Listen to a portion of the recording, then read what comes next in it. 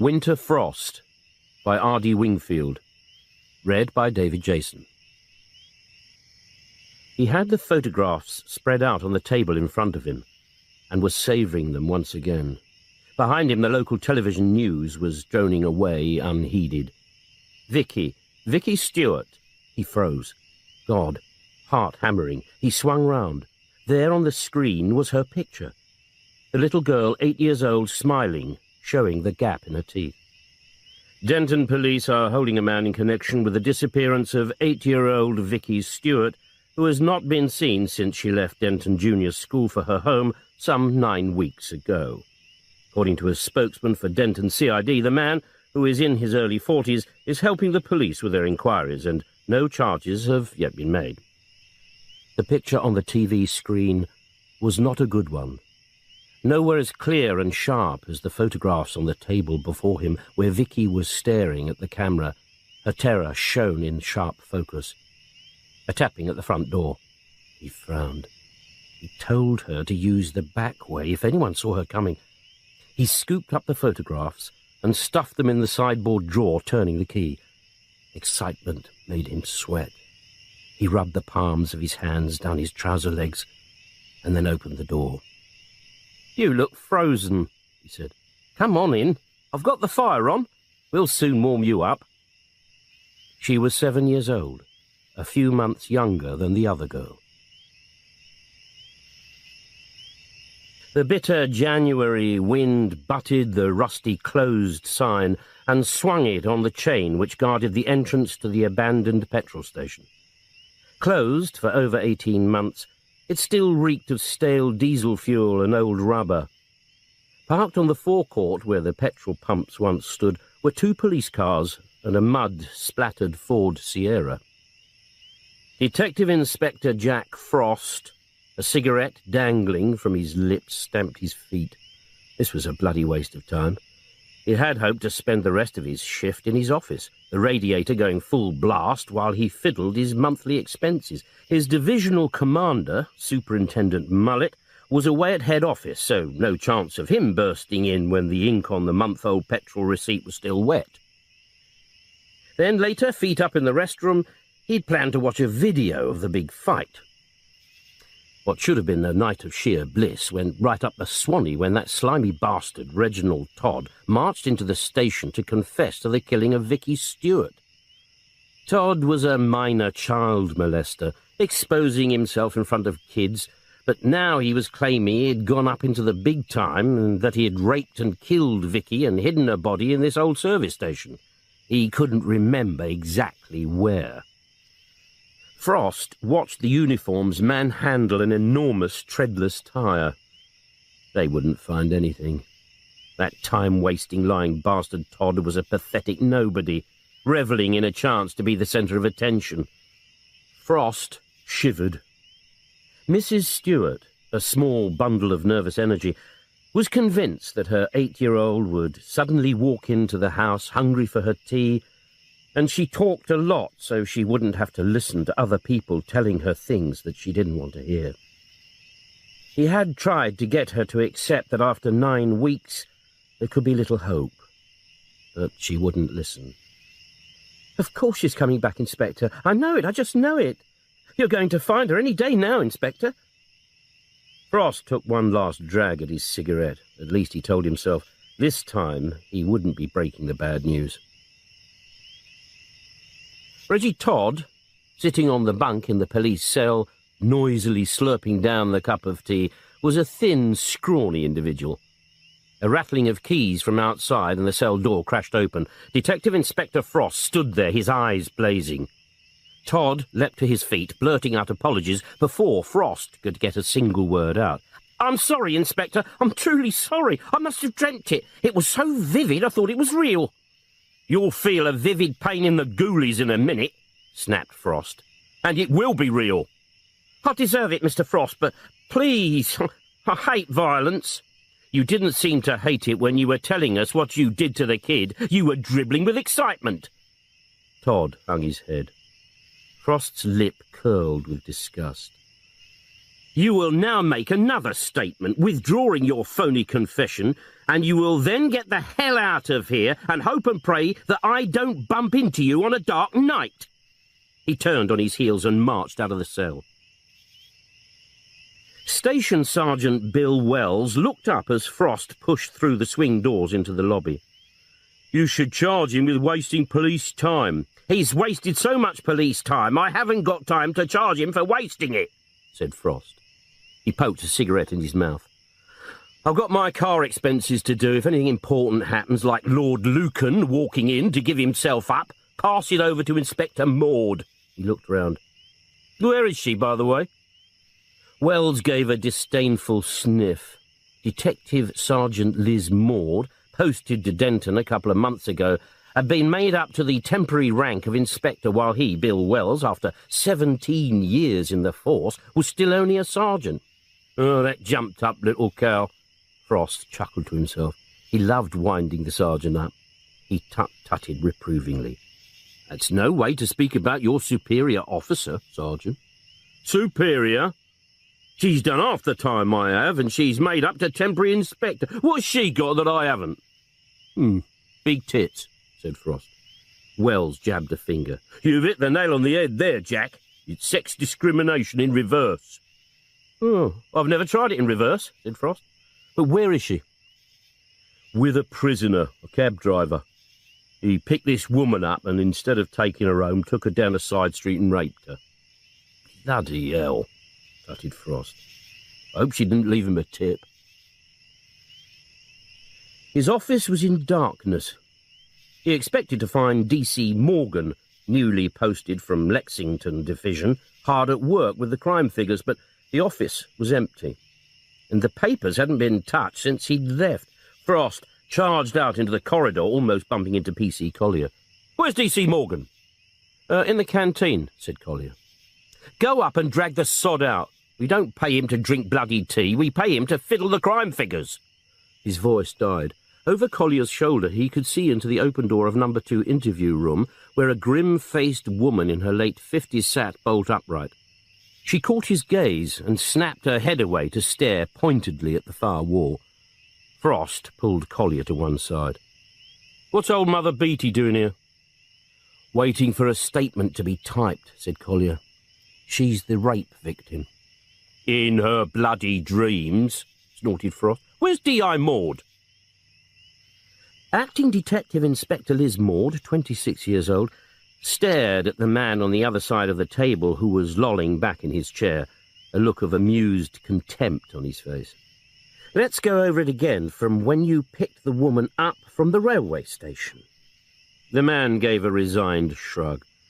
"The old cow phones for a cab. I picked her up, took her to where she wanted to go, dropped her off, and I drove away."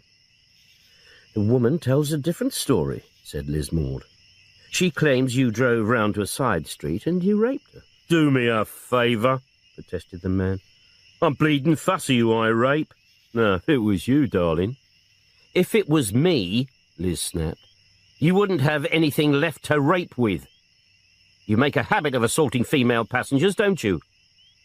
He expelled breath in exasperation. "If you're referring to that slag of a prostitute, then we're talking ancient bloody history." 9 months ago," said Liz.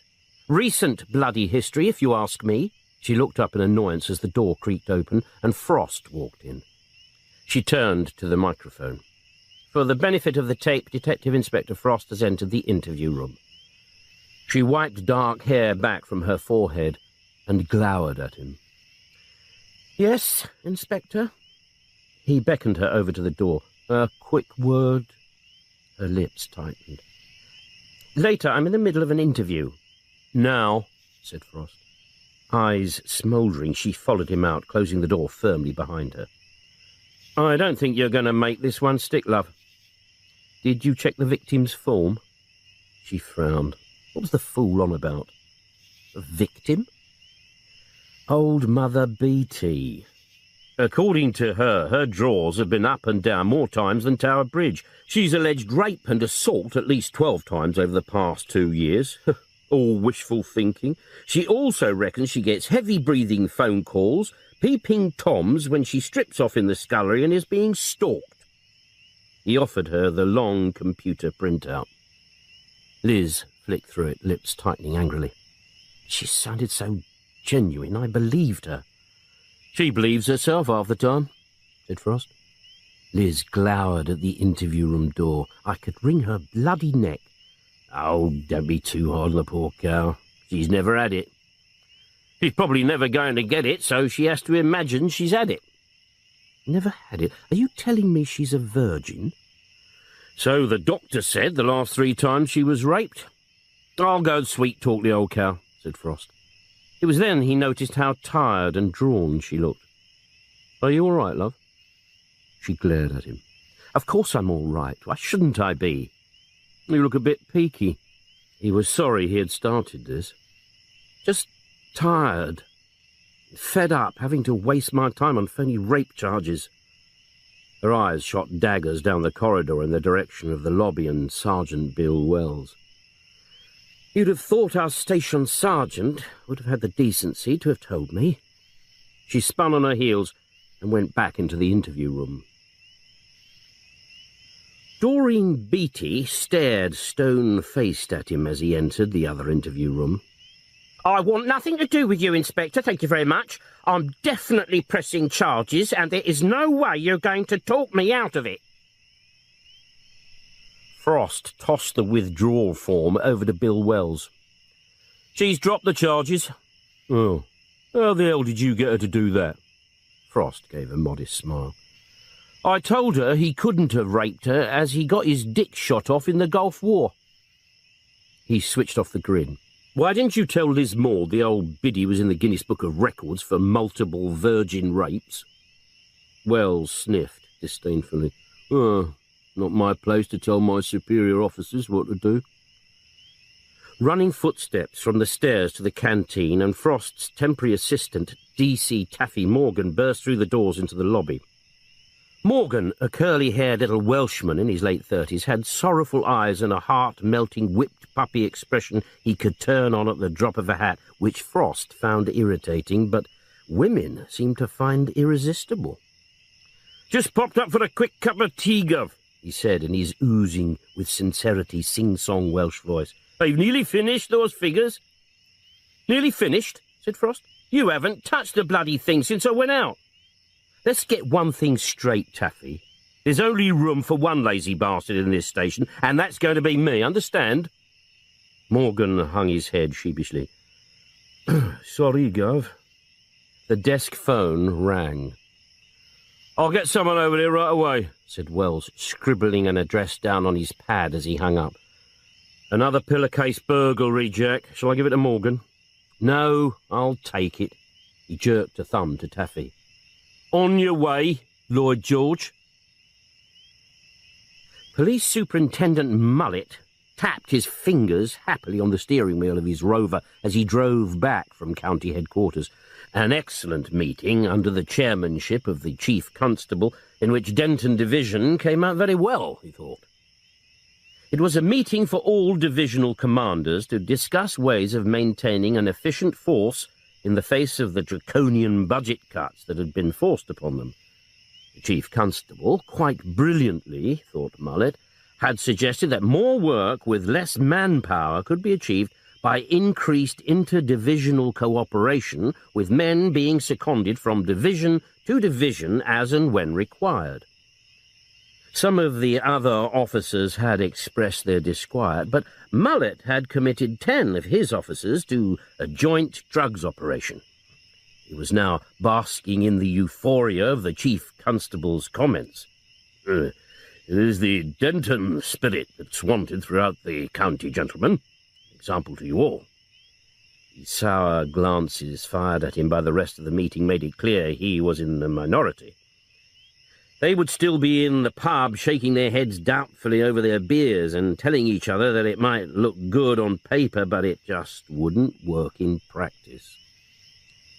However, thought Mullet, if it did fail, it would be the doubting Thomases who got the blame, not the wholeheartedly approving Denton Divisional Commander, determined to make a go of it. As he turned into the market square, his mobile phone rang. Superintendent Harry Conley from Fenwick Division. "A spot of interdivisional cooperation wanted, Stan," said Conley. "Hope you can help." Mullet smirked happily. A chance to show what Denton could do. "Certainly, Harry. Fire away."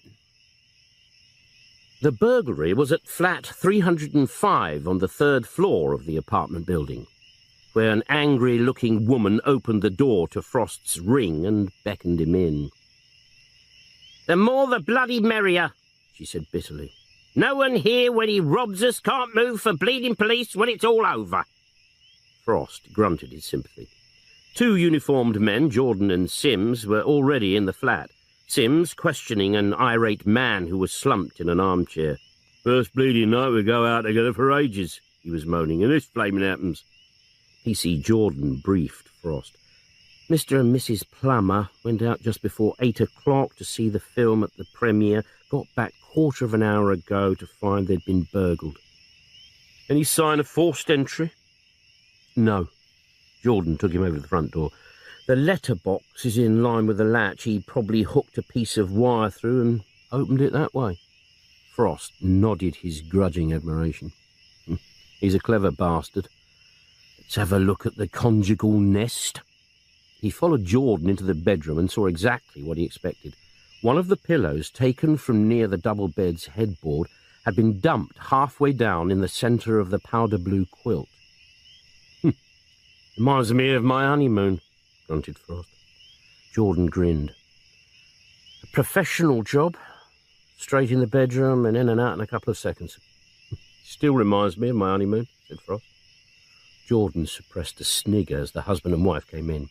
Crime victims rarely saw the funny side of things. "Look!" shrieked the woman. "Not content with pinching my jewellery, he's taken the bleeding pillowcase." "He always does," Frost told her. "It's his trademark. He uses the pillowcase to bag up the loot. He's done about 8 blocks of flats over the past 3 weeks." "And you still haven't caught the bastard? Brilliant," snarled the man. "As soon as someone is observant enough to feed us with a description, we might have something to go on," said Frost. "But so far no one's come up with anything." The clock in the market square was chiming 11 as Frost nosed his Ford into the station car park. It had been a sod of a night so far. 2 more burglaries reported and investigated in the flats, making 4 in all. Frost had switched his radio off, just in case some bright spark thought he was itching for more crimes to investigate. At that time of night, the station car park should have been almost empty, but a large yellow and green motor coach was slewed across most of the parking spaces, and he had to leave his Ford at the entrance. As he scrunched across the car park, the sound of drunken singing bellowed from inside the building. As he pushed open the rear doors, the noise hit him like a punch in the face. Frost scuttled down to the lobby and cautiously peeked inside. Drunks, men and youths, were sprawled all over the place. One man, eyes glazed, was performing a sinuous dance with much pelvic thrusting to music only he could hear. Another, egged on by the cheers of his mates, was standing on one of the benches performing a striptease and was down to his bulging Y-fronts. In the corner, a sad-faced individual was quietly and copiously being sick. Red-faced and bellowing, Sergeant Wells was adding to the cacophony. "Shut up, all of you! Bloody shut up!" "What the hell is going on?" asked Frost. "I thought I told Mullet not to bring his Rotary Club mates here anymore." "Don't talk to me about flaming Mullet," moaned Wells. "This is all down to him, a coach load of football hooligans, just what I flaming well needed." He took one of Frost's cigarettes. "You should see what those animals have done in the toilets. You could float the Titanic on a sea of vomit and urine. There's over 60 of them. I haven't got anywhere to put them. Bloody bleeding Mullet." "How does our beloved divisional commander come into it?" asked Frost, pushing away a drunk who was trying to put his arms round his neck. I'm already spoken for, mate. This lot's been up to town for the big match. I expect most of them were too pissed to see it, and then they get the driver to stop at the all-night off licence just outside Fenwick. They charge in, grab everything they can carry, then belt out without paying. The manager and two of his staff try to stop them, and they get beaten up for their trouble. Boyish high spirits, murmured Frost. But it's Fenwick Division's problem. Tell me something I don't bleeding know. By the time the Fenwick area car turns up, they've all jammed into one of the coaches, left the driver behind and gone speeding off up the motorway. So Fenwick now wants other divisions to come to their rescue, stop the coach and hold the drunken sods until they can pick 'em up. All the other divisional commanders are boozing away somewhere. They don't want all the bleeding aggro, so they ask Joe Soap Mullet. We'll stop it, he says. Denton will rise to the occasion, as always. So now we're stuck with the sods. Mullet's mates must be laughing their bloody heads off. Still, grunted Frost, it's a fine example of interdepartmental cooperation. Mr. Mullet will be delighted. Then Mr. Bleeding Mullet can come round with a bucket and help swab up the mess. He gaped and pointed. Look at that bastard! He's peeing on the floor! As Wells dashed over to stop the man, Frost beat a hasty retreat. Morgan sat, lips moving silently, as he transferred figures from a stack of files to the large return that County sent out monthly to waste everyone's time. Opposite him, Frost sat, staring at his car expense claim. He found the bundle of blank petrol receipt forms he had accumulated and passed one over to Morgan. Make this one out for 17 gallons. Your car doesn't hold 17 gallons, Gov. So I spilt some. Just do it. Useless in many ways, nobody forged a better petrol receipt than Morgan, who scribbled off the receipt, then dragged a tall, unsteady stack of files over towards him. Frost closed his eyes and waited for the inevitable to happen. A splatter of files falling all over the floor, and then the muttered, "Damn," from Morgan. Mind you don't drop 'em, murmured Frost, carefully changing a 7 to a 9.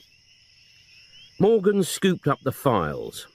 A photograph from one of them fluttered to the floor. He retrieved it, shaking his head in disgust. Frost took a look. Nasty. One of Inspector Allen's old cases. The photograph was of a naked woman on her back in long grass, mouth distorted by a tight gag, eyes open and bulging. Linda Roberts, said Frost. A prostitute, 26 years old. Gagged, tied down by her wrists and ankles, her stomach burnt with a cigarette and raped and suffocated. Morgan shuddered and stuffed the photograph back in the folder. Did we get the bloke who did it? Frost shook his head. Not a sniff.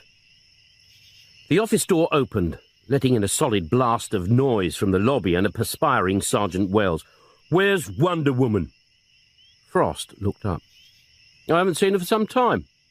Oh, tasty bit of stuff, that Liz Maud, observed Morgan. You can sense hidden fires. You'll feel hidden fires if she kicks you up the arse, said Frost. She's already spoken for, mate, so don't try anything on. There had been a smouldering affair between Liz and D.C. Burton, which seemed to have cooled off of late. Sergeant Wells frowned. What's this? He was looking at the petrol receipt Frost had slapped in his hand. Alter that 5 to an 8. Wells snatched up a pen and made a quick alteration. Frost frowned. You're a lousy forger, Bill. No wonder you haven't got on in the force. He flashed a sly wink across to Morgan, then settled back to listen to the sergeant's knee-jerk reaction. The reason I haven't got on in the force, replied Wells peevishly, is because that bastard Mullet blocks my promotion application at every turn. He stopped, dead in mid-splutter, his eyes widening in dismay as he stared out of the window into the car park. Shit, he croaked. What's he doing here at this time of night? Frost twisted his head round to see what Wells was staring at. A blue Rover was coasting towards the divisional commander's designated parking space, which was now blocked by the football supporters' coach. They watched, dumbstruck, as the car was manoeuvred into a less prestigious position. Mullet got out, glared at the offending coach, and then strode purposefully into the station, looking for someone to blame. Superintendent Mullet, back ramrod straight, sat drumming his fingers on the satin mahogany surface of his desk in his wood-panelled office, which Frost called the old log cabin. No parking space. The station like a bear garden, and the crime statistics return he had expected to find in his in-tray was not there. A tap at the door, which opened to let in a blast of hysterical laughter from the lobby and a worried-looking Sergeant Wells. "You wanted me, sir?" "What's going on out there, Sergeant? A drunken orgy and my parking space, my clearly marked parking space, blocked. I was forced to park elsewhere." We didn't think you was coming back tonight, sir." A curt chop of the hand sliced him short. "That is my parking space, whether I am here or not. Do I make myself clear?" "Perfectly clear, sir," mumbled Wells. "Sorry, sir." Mullet leant back. "I presume there is some sort of explanation?" "It's the coachload of drunks you asked us to detain on behalf of Fenwick Division, sir. Interdivisional cooperation." "Don't use interdivisional cooperation as an excuse for sloppiness, Sergeant. Why are they still here? Surely you realise we were only holding them for collection. I want them out." "Sir," protested Wells, "Fenwick seem in no hurry to collect them." He smiled hopefully. "I was wondering if you might have a word with their divisional commander on our behalf." Mullet gave his superior smile. "That would be an admission of your own failure, Sergeant, and as someone pressing for promotion, I'm sure that is the last thing that you would want." "Yes, sir," seethed Wells. "Anything else, sir?" "There is one thing," beamed Mullet. "Rustle me up a cup of coffee. I'm parched." "Working on them this minute, Super," said Frost, hanging up quickly. He returned his attention to Wells, who was telling Frost what a bastard Mullet was. "What flaming figures is a silly sod talking about?" "The unsolved crime returned. He's got to take him to the county with him in the morning. He sent you a memo." "He knows I don't read bloody memos," Frost called across to Morgan. "Any chance you'll finish them tonight, Taffy?" "Well, as long as you don't have to be accurate, Gov."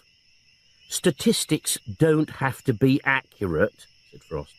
"Just give me something to keep him quiet." The internal phone rang again. "You'll have them in 10 minutes, Super," said Frost. "Just checking them for accuracy." What?" I'll tell him." He put his hand again over the mouthpiece and looked up at Wells. "Mr. Mullet said, would you hurry up with his coffee, and he'd like some custard creams." Wells exploded. "He can get stuffed. What the hell does he think I'm running here, a bloody cat?" Frost took his hand from the mouthpiece. "The sergeant suggests you should get stuffed, sir." Wells went as white as a sheet, until he realised Frost was speaking into a dead phone. You bastard, Jack! You frightened the life out of me!" Frost beamed. The outside phone rang. "Fenwick Division for Sergeant Wells." As Wells listened, his face grew redder. "Tomorrow?" he shrieked. "No damn fear! You pick 'em up tonight! I haven't got room! And you too, mate!" He slammed down the phone. "Everything all right?" asked Frost, innocently. "No, it flaming well isn't. They haven't got anyone available to pick 'em up tonight, so they want us to hang on to them till the morning." A crashing sound and a drunken cheer from the lobby made him grit his teeth. "They're wrecking the place. What am I going to do with them?" Bung 'em back in the coach, suggested Frost. Then they can pee and puke to their heart's content, and Fenwick can have the pleasure of shovelling it out when they collect them tomorrow.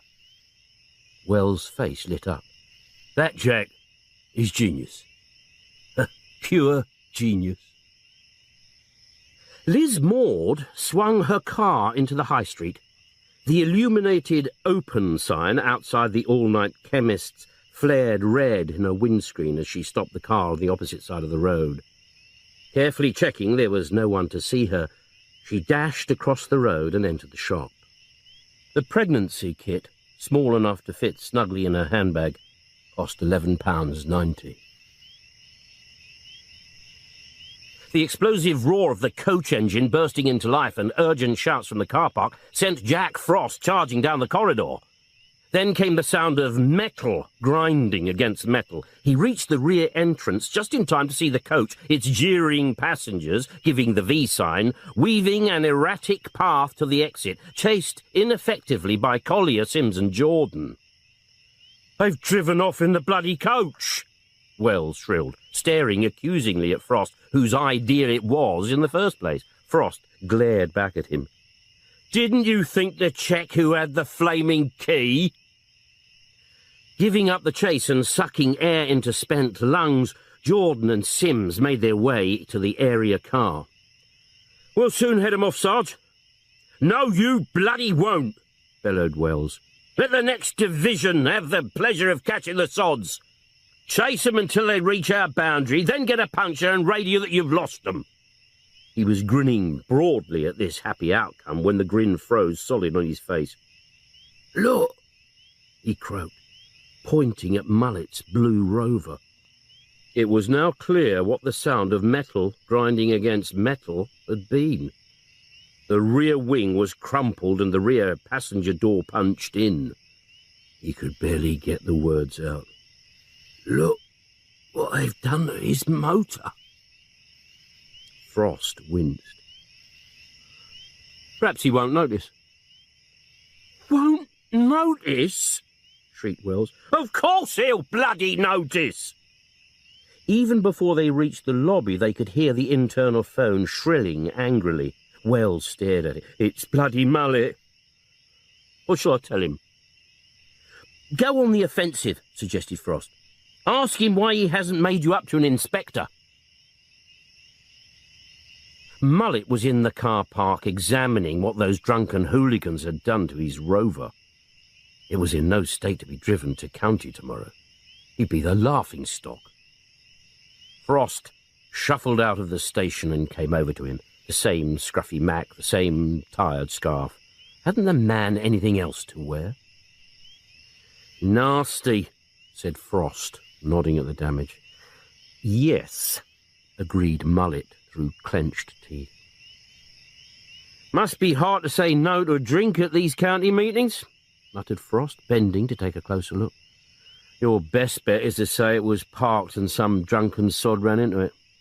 "That's exactly what did happen," snapped Mullet.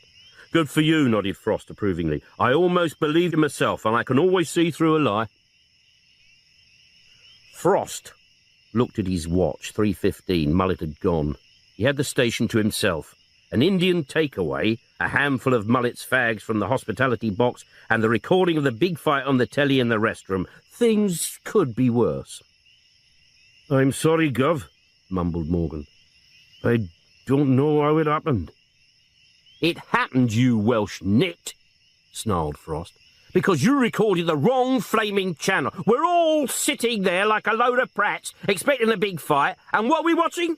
The flaming singing nuns in the sound of bloody music." Morgan hung his head in shame. "Go and get me a mug of tea and a bacon sandwich. If you turn up with cocoa and a fairy cake, you're sacked." By 3:15 the next morning, things were worse.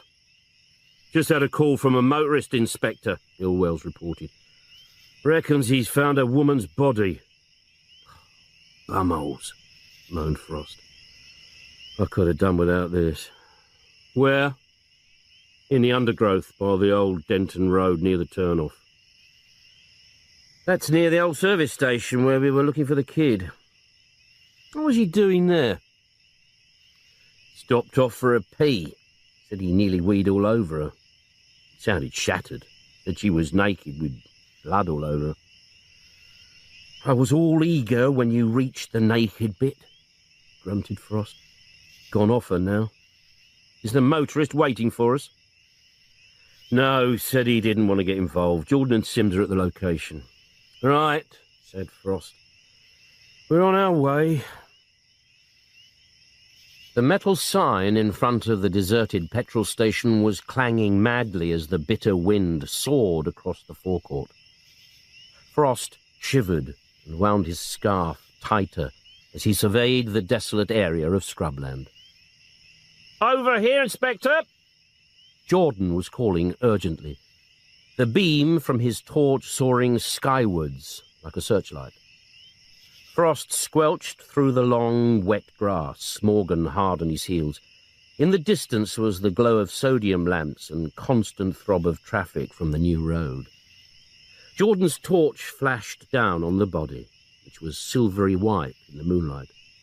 She lay half hidden behind a clump of bushes, a girl in her early 20s, sightless eyes staring up into the night sky, the mascara on her lashes running down her cheeks.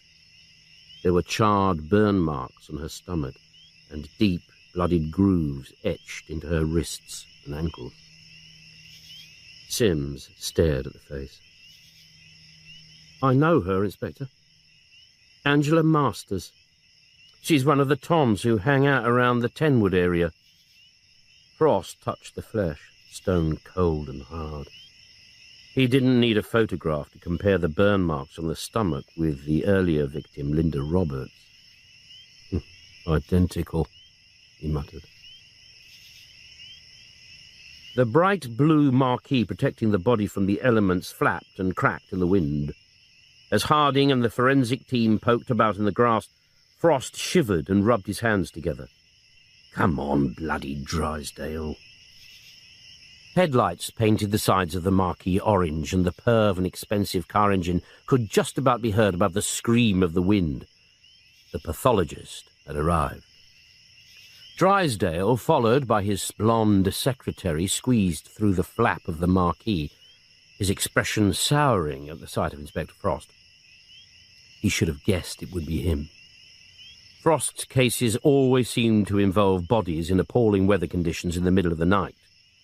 He nodded curtly. Frost waved a hand to the body. All yours, Doc. Drysdale's lips tightened at the word Doc. Another prostitute? Yes, Doc. The pathologist bent over the body and nodded his recognition.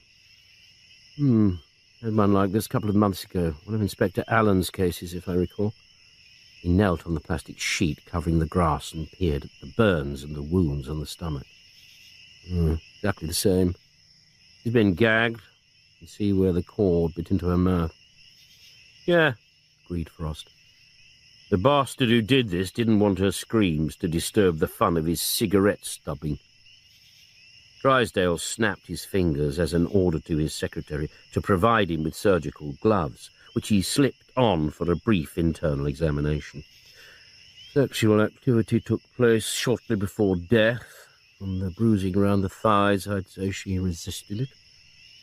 Oh, I wouldn't expect her to welcome the bastard with open legs, said Frost. DNA sample? Drysdale shook his head. He seems to have used a condom. He straightened up. Can we turn her over, please?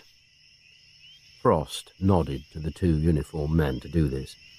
The girl's white back and buttocks were marked with a criss-cross pattern of blooded wheals and cuts and mottled with yellowing bruises. Buttocks and back beaten with a thin cane, exactly like the other girl. As before, I'd say you're looking for some kind of sexual pervert. Well, that lets the vicar off the hook, grunted Frost. Cause and time of death? Cause, suffocation, probably a pillow held over the face. Time of death? Shrugged. 24, 48 hours. Peeled off the surgical gloves. I'll do the post-mortem tomorrow, 11 o'clock. With a jerk of his head for his secretary to follow, he marched back to the Rolls-Royce. Frost stuck a cigarette in his mouth and watched as the body was lifted into a cheap coffin by the two undertaker's men, one of whom shuddered as they lifted her. Someone's given her a right going over. Yeah, she wouldn't answer our questions, grunted Frost. Frost pinned up the photograph of Angela Masters on the wall of the murder incident room and waited while Morgan handed out copies. I'm briefing you now so you can go off home for some kip and then go straight out tomorrow morning knocking up toms. We need to know if they've had any kinky clients who want to tie them up and welt them with a cane. When did they last see Angela Masters? Did anyone see her go off with a punter? He turned to the pinboard. She was beaten and used to stub out fags in exactly the same way as Linda Roberts 8 weeks ago. Warn the girls they should only go with customers they know. This bloke did it once. He liked it and he did it again. We're no longer looking for a punter who went too far. We're now looking for a serial killer. Right. Off you go. At 9:10 a.m., the swing doors banged open and Morgan charged in, a hand held to his jaw. Sorry I'm late, Gov. Got a tooth giving me jip. Oh, do you know the name of a good dentist? There are no good dentists, said Frost. They're all sadistic bastards. Tie a bit of string to it with a brick on the end and drop it out of the window. But, Gov! Frost held up his hand. I'll hear your lies in a minute, Taffy. I've got someone to see. Superintendent Mullet's lips tightened at the tap on his door. Even Frost's knocking had a slovenly air to it. He began to say, come in, but was forestalled as Frost slouched in and dropped, unbidden, into the visitor's chair, a cigarette with a length of ash threatening to fall any minute, drooping from his mouth. You wanted to see me, Super? Yes. Mullet hastily slid the ashtray across, but was just too late to stop the ash from dropping on the carpet. That wretched Inspector Maud, he snapped, had the damn cheek to come in here this morning demanding to be allowed a few days off. She said she had to have an urgent minor operation at a private clinic, but wouldn't tell me what it was about. Said it was personal woman stuff. Do you know what it's about? Frost shook his head. Perhaps she's having her breasts enlarged, he suggested. Mullet frowned. Surely they're large enough already. Well, you'd know more about that than me, Super, muttered Frost. I haven't really studied them like you. Mullet flushed a deep red. I haven't studied them. Some things you can't help noticing. Anyway, she's off for a few days, which leaves us even more short-handed.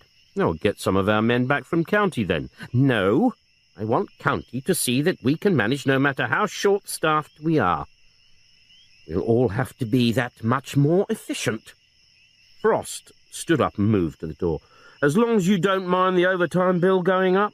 No way, said Mullet firmly, remembering what the chief constable had said at the meeting. That is the easy way out. But he was talking to a closed door. Bill Wells, filling in his overtime claim form on the front desk, grunted with annoyance as a woman in her mid-30s, uncombed, straw-blonde hair, a cigarette dangling from her lips, barged through the doors and dumped a plastic carrier bag on the floor in front of the desk. Can I help you, madam? You bloody better. My little girl's gone missing. Wells kept his expression fixed. Here was one of those I pay my rate so you'd better bloody jump to it brigade. He pulled the cap from his pen. If you could let me have some details. Collier, who should have been here, was out with D.C. Morgan, scavenging the local rubbish tip on a job for Jack Frost. Let's try and keep it calm, shall we, madam? Calm? She shrieked. Some bleeding pervert's got my kid and you want me to keep calm? The quicker I get the details down, the quicker we can start looking for her. Your name and address, please, madam. Mary Brewer, 2 Rosebank Road, Denton. And the little girl, how old is she? Jenny, 7. Is there a Mr. Brewer? No, there flaming well isn't.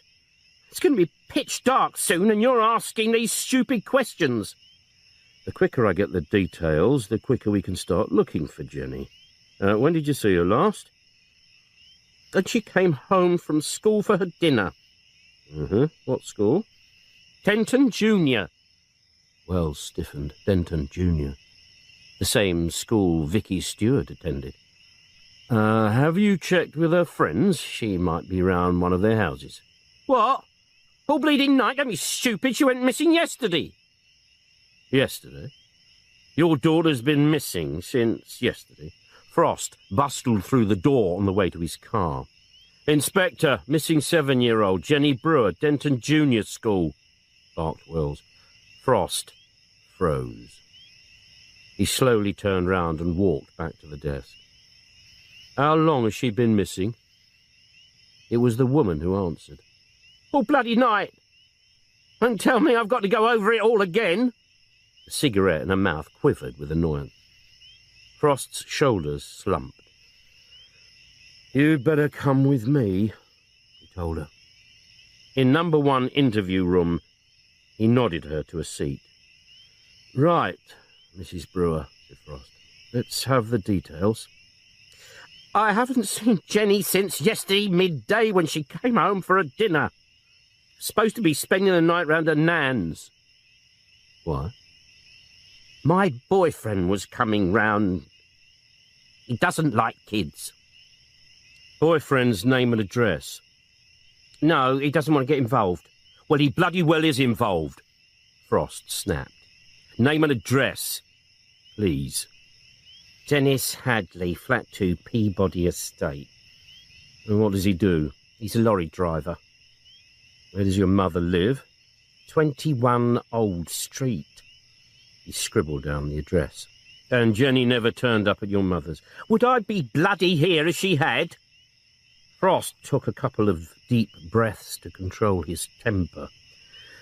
So why didn't her nan get on to you when Jenny didn't turn up yesterday? Because I hadn't told her the kid was coming. It's not on the phone. Jenny just calls there and her nan looks after her.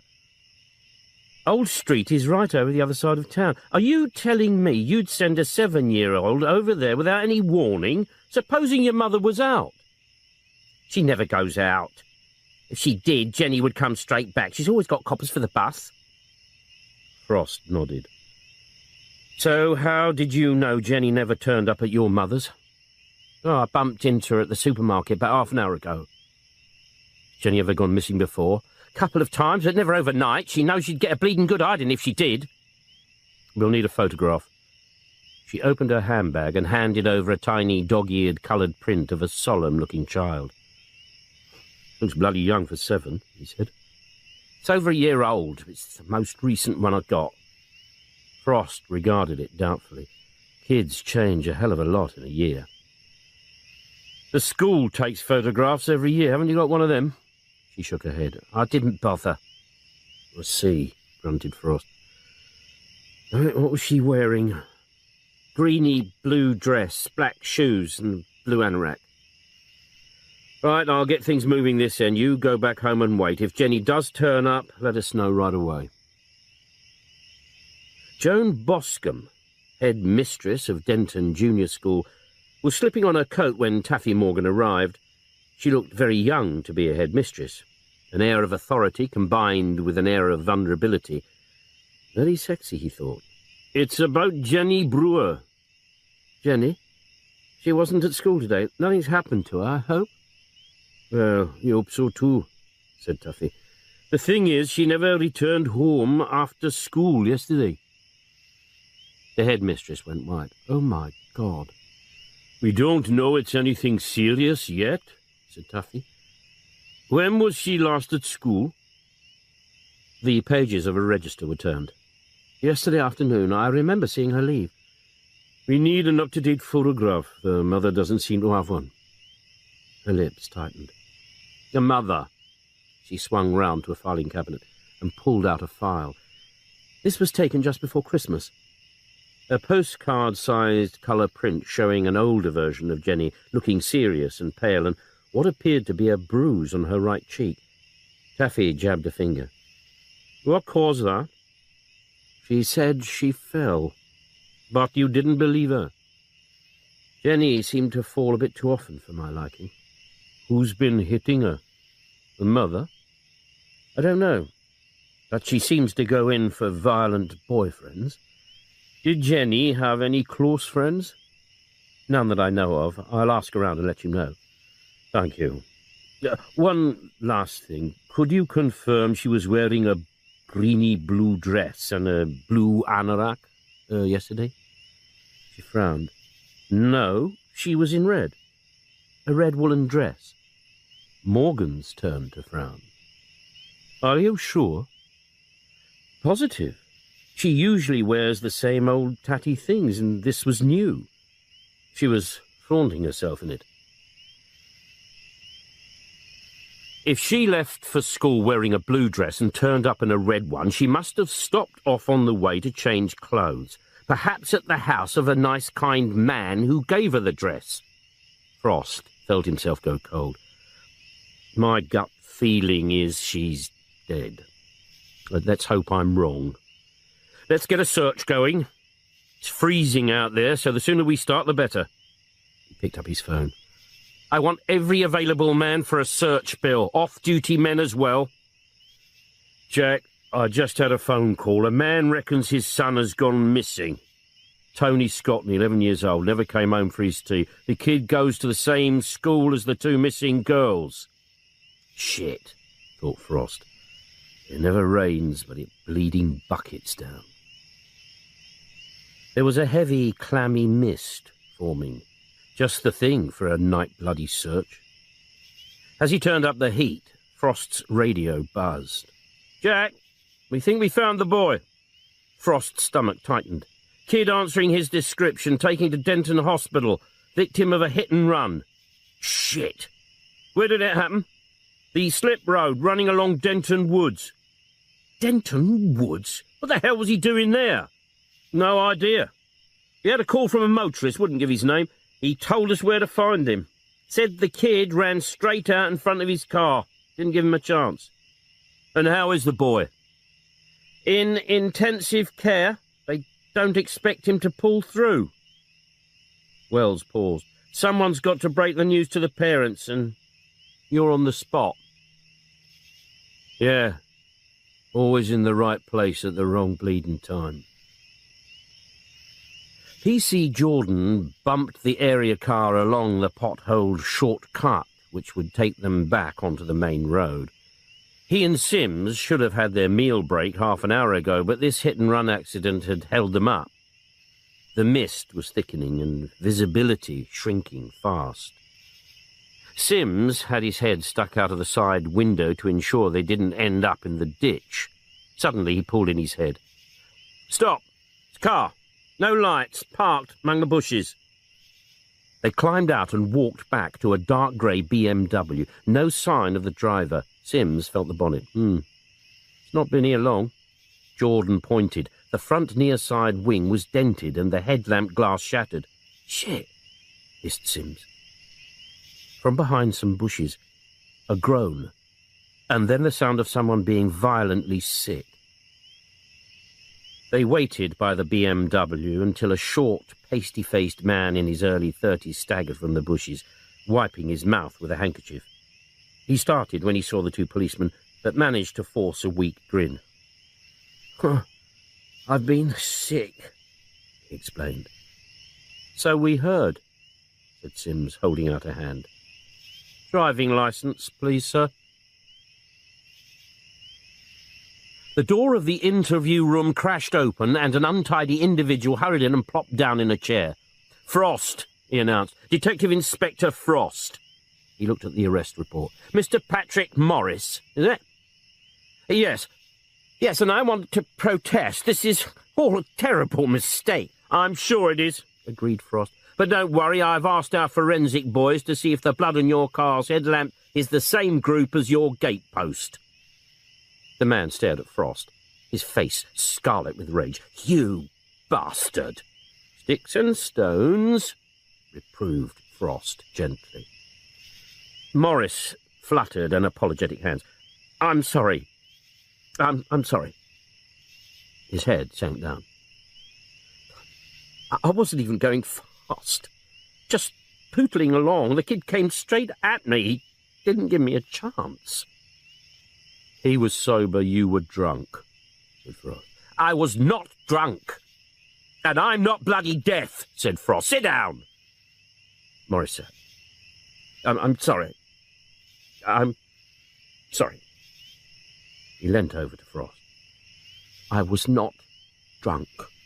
Drunk or sober, you knocked an 11-year-old kid down and you didn't stop. The kid's in intensive care. You could have done something to help him. The man in the other car came running over. I left it to him. Frost's head snapped up. What other car? An old banger, a blue Vauxhall Astra. It was parked up on the verge. When I hit the boy, the driver dashed over to him. There was nothing I could do to help, so I phoned for an ambulance on my mobile. Describe the man. Middle-aged, 45 to 50, darkish hair, going bald. Clean-shaven? Yes. Build? Average. Clothes? Suit. A dark suit. You find him and he'll confirm I wasn't speeding and the kid didn't give me a chance. Then you'd better hope we do find him, said Frost. Because at the moment I don't rate your chances at all. Bill Wells was hovering outside the interview room. Initial report from Forensic, Jack. Glass from the headlamp definitely matches up with the glass found at the scene. They always confirm what you know already, grunted Frost. And traffic reckons the skid marks where he braked indicate he wasn't doing more than 30 miles an hour at the most. Knickers, said Frost. I was hoping to throw the book at that bastard. Frost sat at a desk in the murder incident room, moodily smoking as he replaced the boy's blood-stained clothing in the evidence bag. A smaller bag held items taken from the boy's pockets. He shook them out on the desk. Comb, 8 pence in copper coins, a handkerchief, and the torn half of a cinema ticket. WPC June Price had rung 10 minutes before. The boy was dead. Open in front of him was the thick file on the first missing girl. 8-year-old Vicky Stewart. A couple of witnesses had reported seeing a blue car cruising past the school on the afternoon Vicky went missing, but the car hadn't been traced. He drummed his fingers on the desktop. The fact that the Vauxhall Astra was blue probably didn't mean a damn thing, but he had one of his feelings. You don't take an 11-year-old to Denton Woods in the middle of the night to pick mushrooms. A tramping of tired feet announced the return of the first of the search parties. Frost checked his watch. 10 past. Mullet had only authorised overtime until midnight. He gave them a few moments to get settled, and then followed them up to the canteen. They all looked tired. No need to ask if they had found the girl. He made his way over to a table where Detective Sergeant Arthur Hanlon sat with 5 off-duty police officers, all gratefully warming frozen hands around mugs of scalding tea. "Where's Taffy Morgan?" Frost asked. "He's where I'm going to be," replied Hanlon, "fast asleep in a nice warm bed." Frost gave a knowing smile. "You do tell fibs, Arthur. You're not going to bed for hours yet. I've got another job for you." A mass groan. He grinned and pushed his cigarettes around. "I know I'm a rotten bastard, but there's the slimmest chance this might lead us to the girl." Jordan and Sims walked past. "The boy died," Frost told them.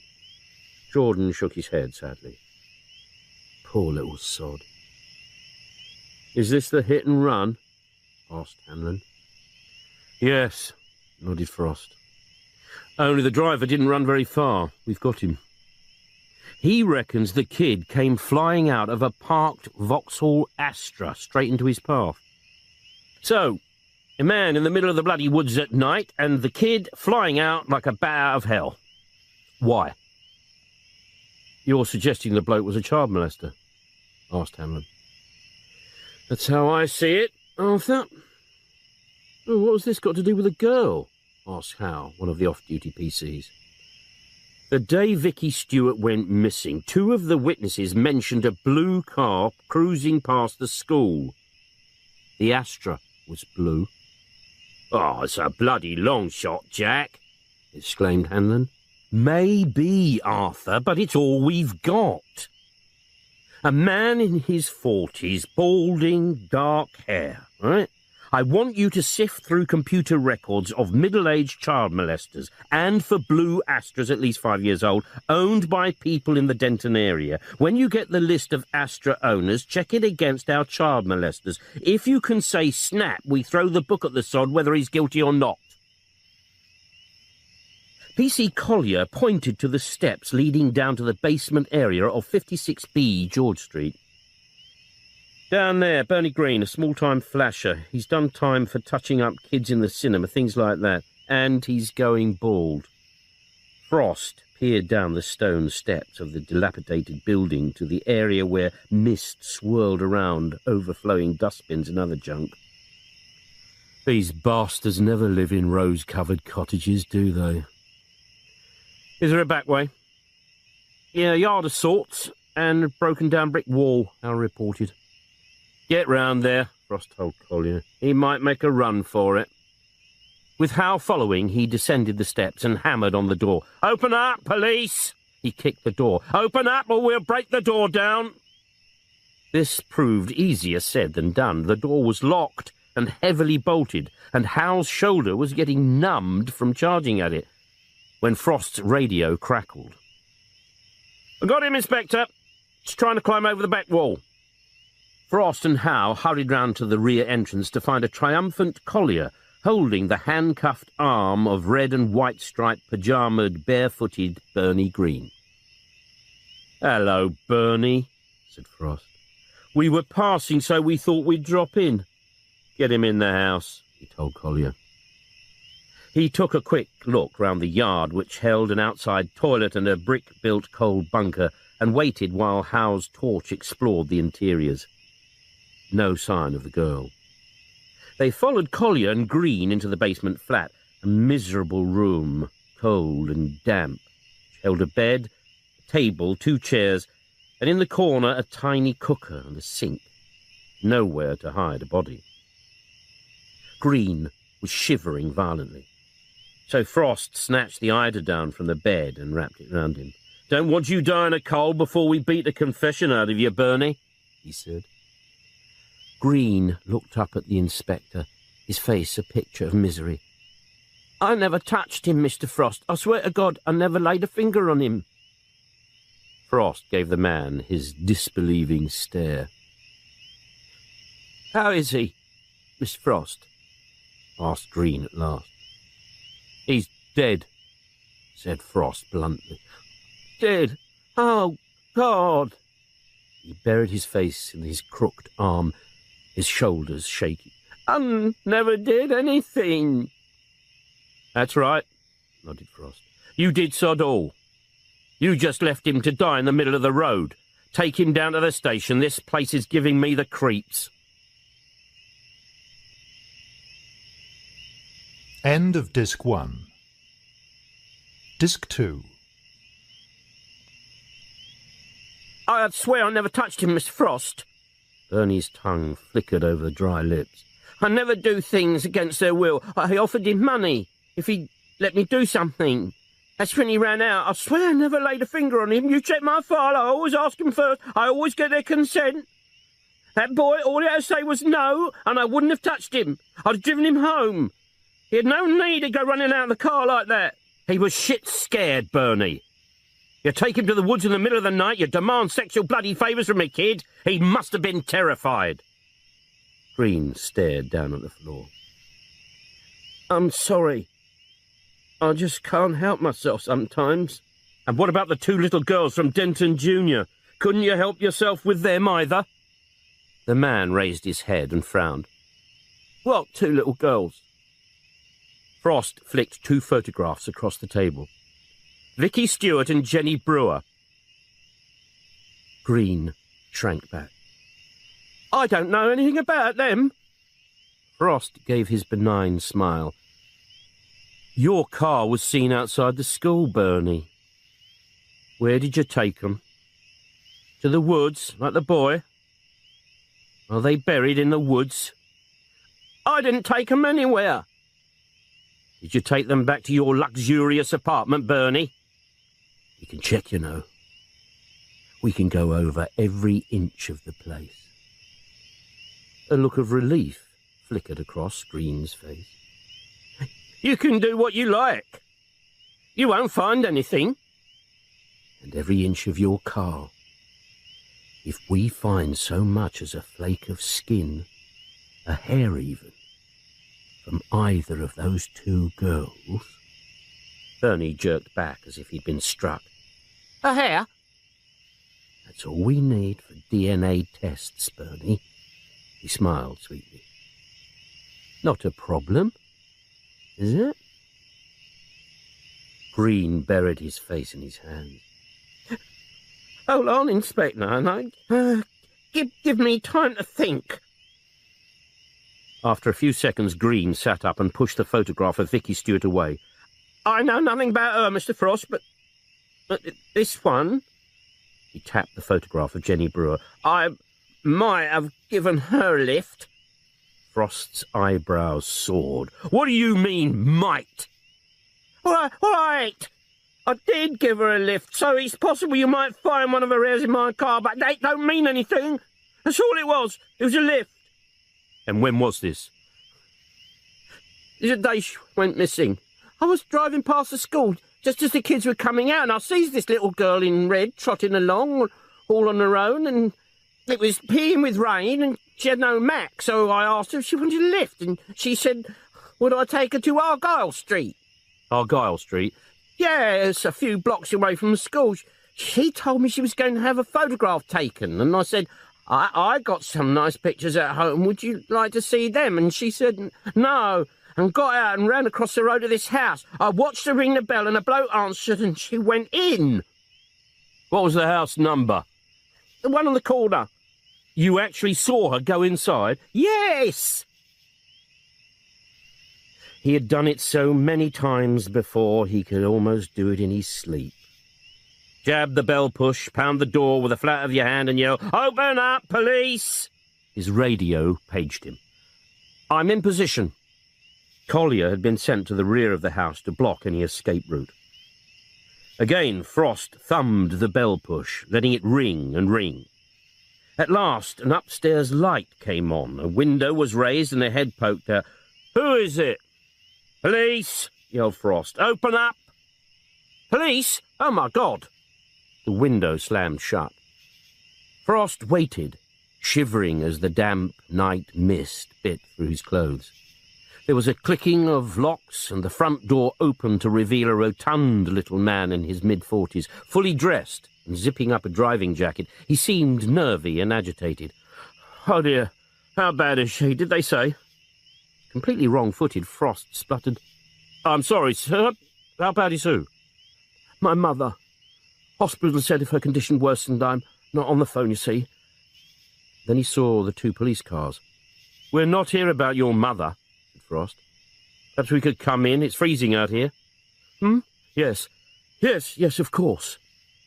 Shaking his head in puzzlement, he ushered Frost, P.C. Sims and Jordan following, into a small room furnished with two easy chairs, a table and a sideboard on which stood a small colour TV set. He clicked on the log-effect electric fire and then turned to face Frost, showing him his trembling hands. Look at me. I'm shaking. My mother's been in hospital nearly 3 months. She couldn't swallow. They've operated, but every time there's a knock at the door, I feel the worst. He dropped down in an armchair. Like I said, we're not here about your mother, sir, Frost told him. I'm Detective Inspector Frost. I'm investigating the disappearance of 2 missing children, Vicky Stewart and Jenny Brewer. The man's face showed concern. Oh, those poor children. What their mothers must be going through. We know your name, sir. Weaver. Charles Edward Weaver. But I don't see how this concerns me. We've had reports, Mr. Weaver, that one of the girls was seen entering your house on the afternoon she went missing. He showed the photograph of Jenny Brewer. This little girl, sir. Weaver took the photograph in a hand that shook. He studied it, then looked up in dismay. I didn't know it was her. Your informant is partly correct, Inspector. That little girl came to my house. She knocked and said something about wanting me to take her photo. Why would she ask that, huh? She must have seen me out and about with my camera. Photography is my hobby. I pretended my camera was broken, and she went away. She never came in.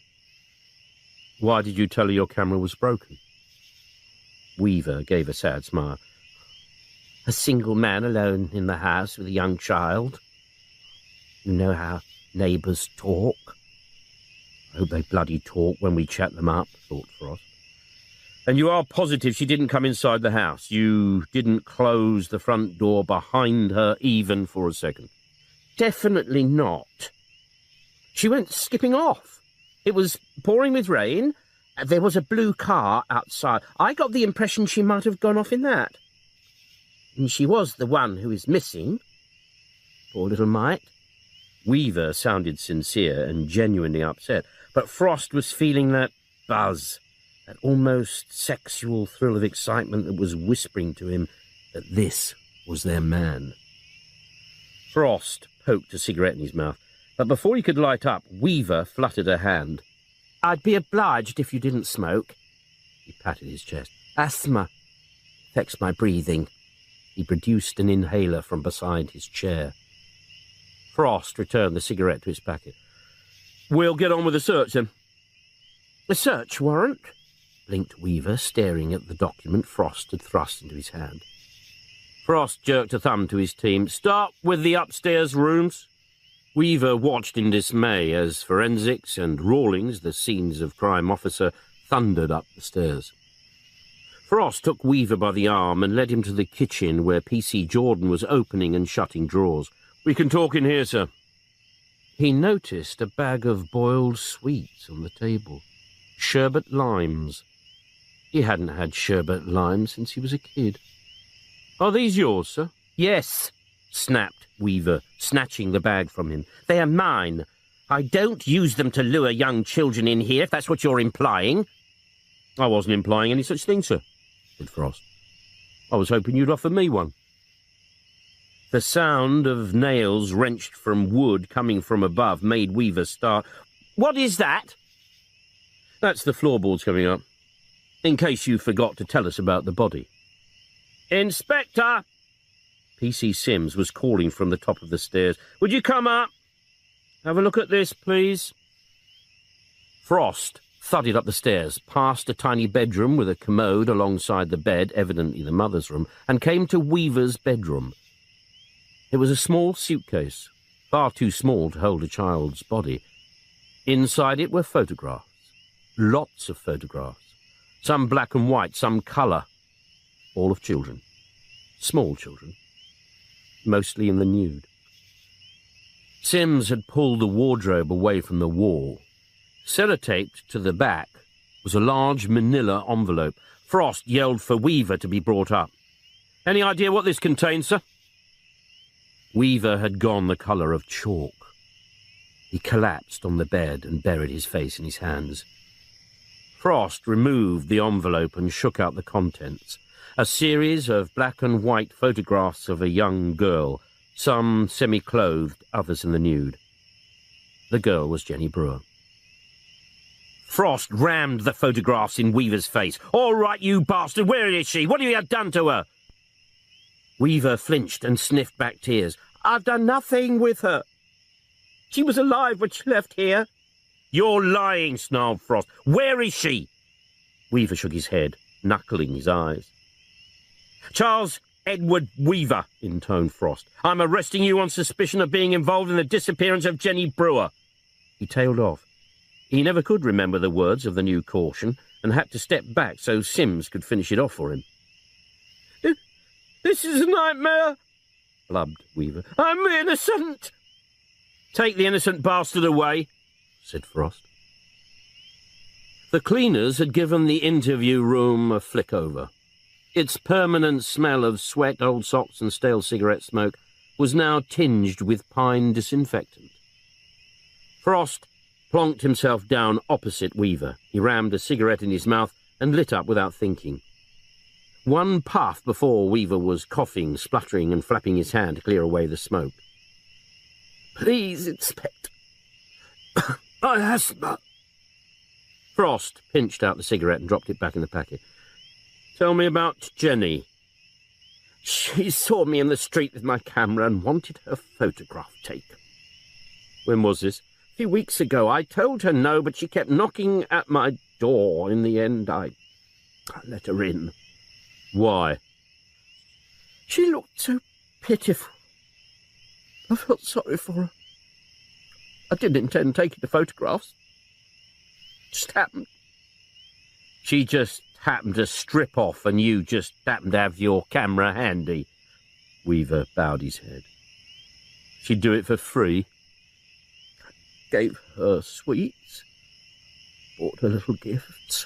"Clothes?" "Red dress. She kept it at my place." "Where is it?" "I burnt it." "What did—" Frost jerked his head round angrily as someone knocked at the door of the interview room. He flicked a finger for Sims to see who it was. It was Sergeant Bill Wells, who beckoned urgently to Frost to come outside. "The hospital's phoned, Jack. Weaver's mother has taken a turn for the worse. They think he should get over there right away." Frost found a dog end in his pocket and took a couple of quick drags before grinding underfoot. That bleeding woman picks her moments to go critical.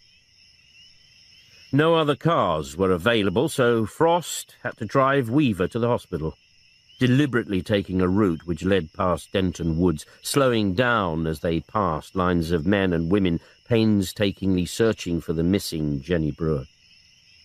"Tell us where she is," he pleaded. Weaver sighed. "If I could, I would. I just don't know." "Her mother is desperate." "Her mother is a cow, and the boyfriend used to beat her up. You should be questioning them, not wasting your time with me. She left my house at about 4:45. She said she had to get round to her grandmother's house. It was raining, so I gave her £1 for the bus fare." As they approached the hospital, Frost sensed the man was tightening up, looking slightly uneasy.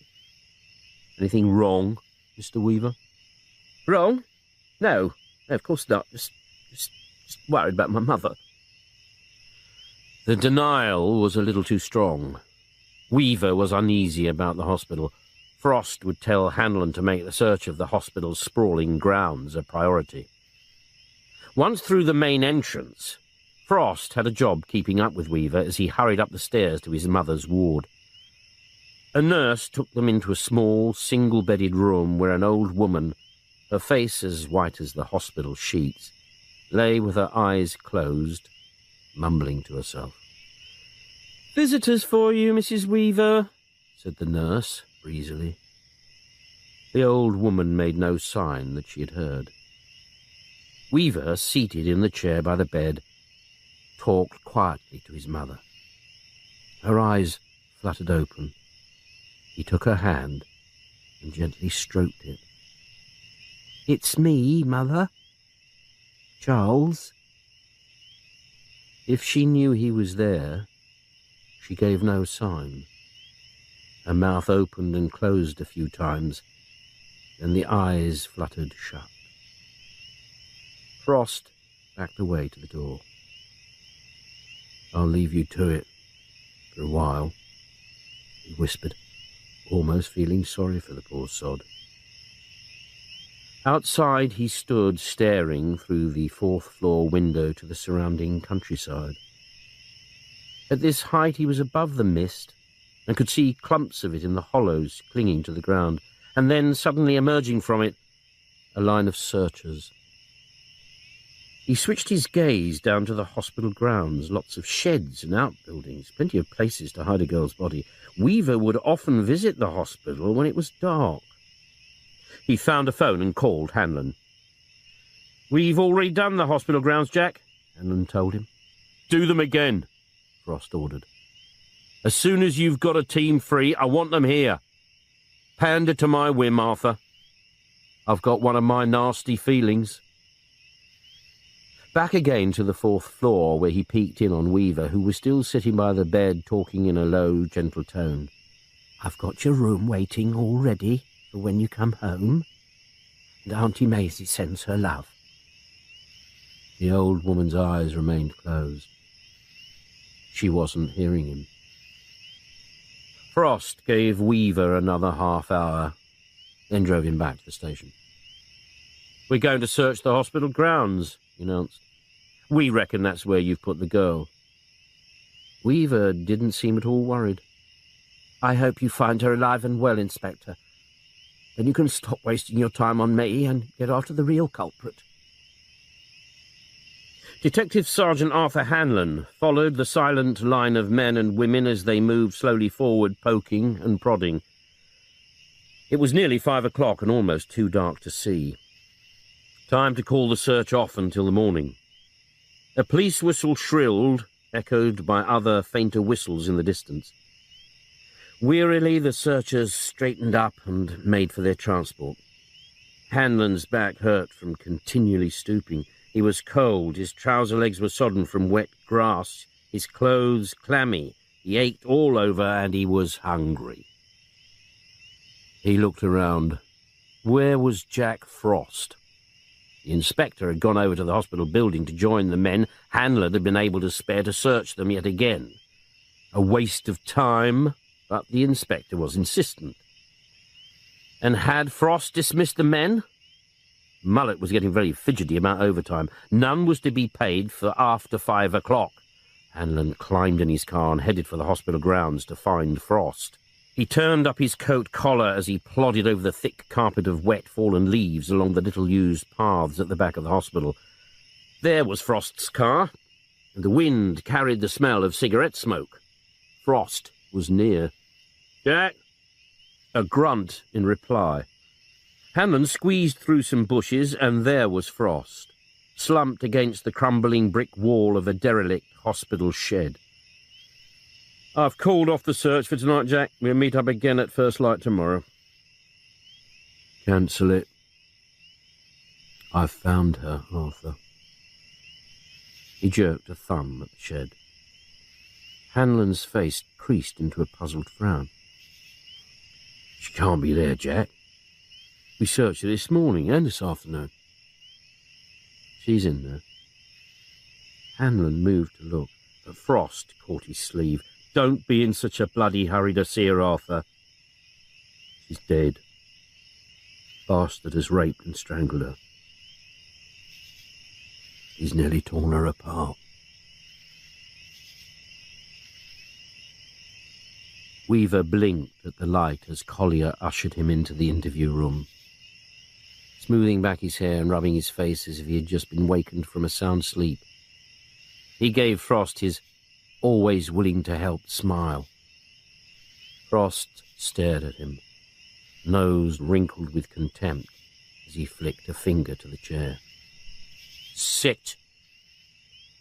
Weaver sat, looking hurt at the inspector's tone. "You're interested in photographs, aren't you?" asked Frost, snatching a photograph from the file on the table and thrusting it in Weaver's face. It was the forensic Polaroid photograph of the dead Jenny Brewer, eyes bulging, blood trickling from her nose and mouth. Weaver flinched and pushed Frost's hands away. He closed his eyes and refused to look. "Recognize her?" demanded Frost, barely in control of himself. "That's how we found her. Were her eyes open in terror like that when you raped the poor little cow? 7 years old, you bastard! 7 years old!" The colour seeped from Weaver's face. He slid his chair back from the table, as if trying to get as far from the photograph as possible. "You're trying to incriminate me!" he shrilled. You want a suspect, so you're framing me! Did you give her one of your green sweets first? Here, little girl, have a sweetie, while nice Uncle Charlie rapes you and then chokes the bloody life out of you? Weaver started sobbing, then leapt to his feet, sending the chair crashing back to the wall. You framed me! You planted the body! You... Then his eyes opened wide and his hand went to his throat, tearing open his collar. He was making deep, wheezing noises as he desperately tried to suck air in. Frost sprang up and flung the door open. Bill, get his bloody inhaler! Weaver sank to his knees, fighting for breath. After what seemed ages, Wells returned with the inhaler. Get him a doctor, said Frost, and bloody quick. He snapped a glance at Collier. Interview terminated at 8:20. 8:24, corrected Collier. What bloody difference? Snarled Frost as he stamped out. Mullet waylaid him as he was on his way out to the autopsy. You found Jenny Brewer. Why am I always the last to know? Sorry, mumbled Frost. I was on my way to see you now. And she was found in a place that was supposed to have been searched earlier. Yes. He was in no mood for a bollocking and had to suppress the urge to barge Mullet out of the way and get back to his office. So, most of today's search, which involved 60 men and women, many on overtime, was a complete and utter waste of time. No, we found her. But if she had been found the first time that shed was searched, we could have called off the teams hours ago. Have you any idea what this little lot cost? No, answered Frost. Funnily enough, that was the last thing on my mind. All I was stupidly thinking of was trying to find the poor little cow. Mullet glowered. Don't try to be clever with me, Frost. We all wanted that, but everything has to be paid for. Who was supposed to have searched that shed? No idea, replied Frost, but I'm going to find out. He did know, but he wanted to talk to the man before dropping him in it with Mullet. I want his name the minute you find out. I'm throwing the book at him, Frost. He spun on his heels, then realised he hadn't involved Frost in this foul-up. He jabbed an accusing finger. You're in charge, Frost. It was your responsibility to check and double-check. Your usual sloppiness had no place here. He turned and stamped back to his office, sped on his way by a two-fingered gesture. Frost stood well back from the pool of light that splashed down onto the autopsy table. He didn't want to see what Drysdale was doing to the poor kid. He just wanted the pathologist to find something that would link the crime positively to Weaver. Every now and then Drysdale would move back so the man from forensic could take photographs. Extensive tearing and bruising around the vaginal area, Drysdale intoned flatly. He lifted one of the child's arms and examined the wrist.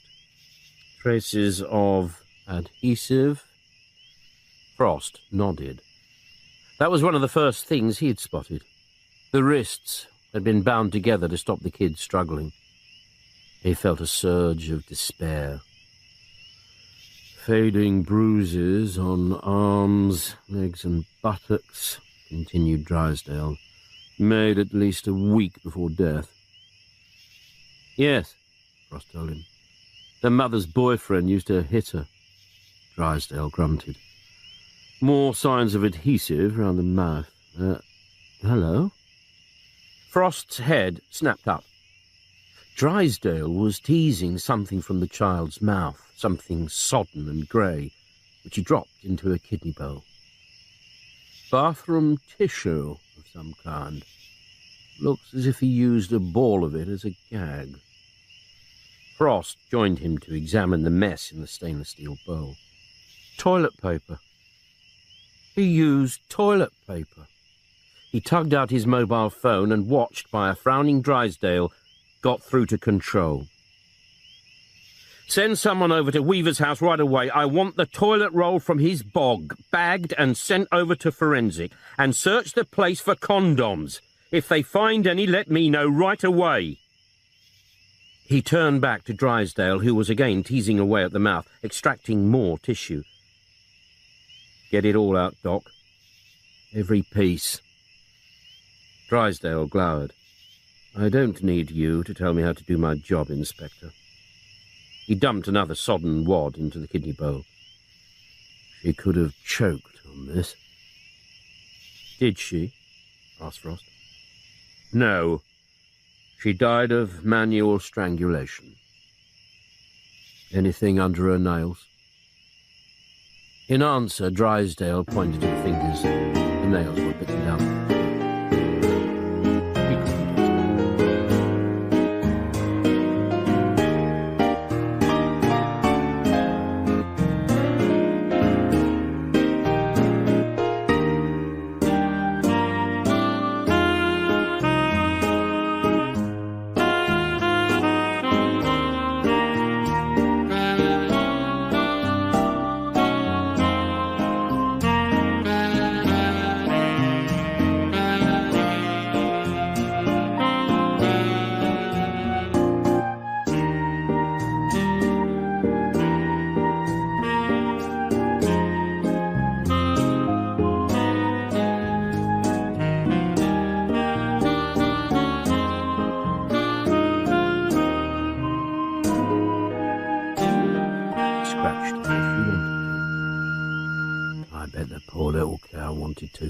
Said Frost bitterly.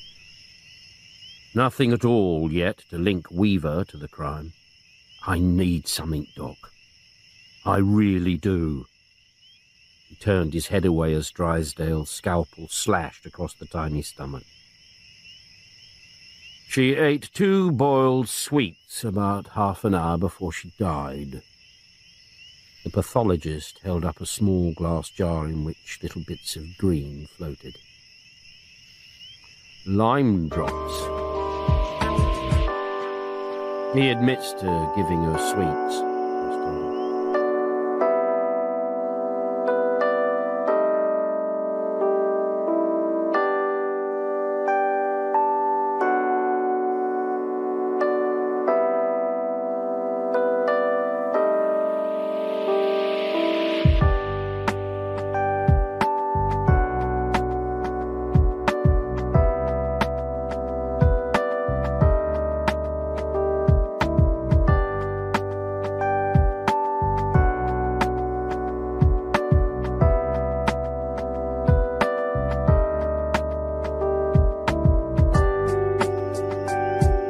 Some 48 or 60 hours.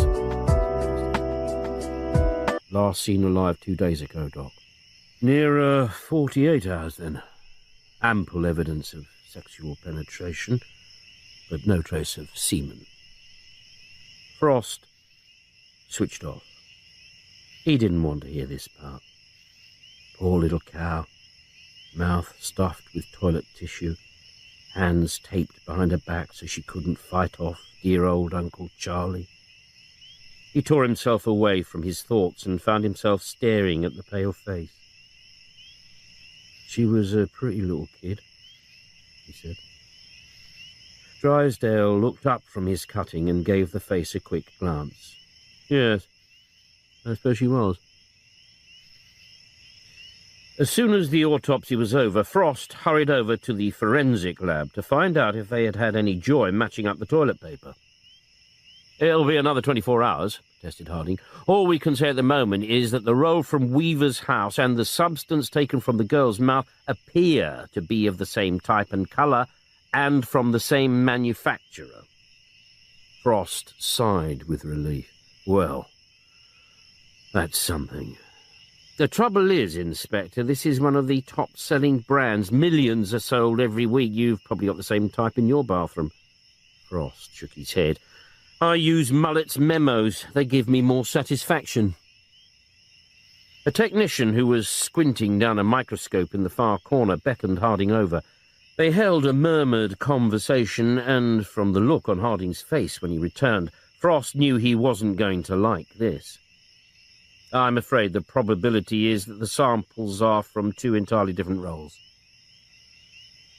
"Oh, it doesn't take 24 hours when it's bad bleeding news, does it?" moaned Frost bitterly. How can you be sure?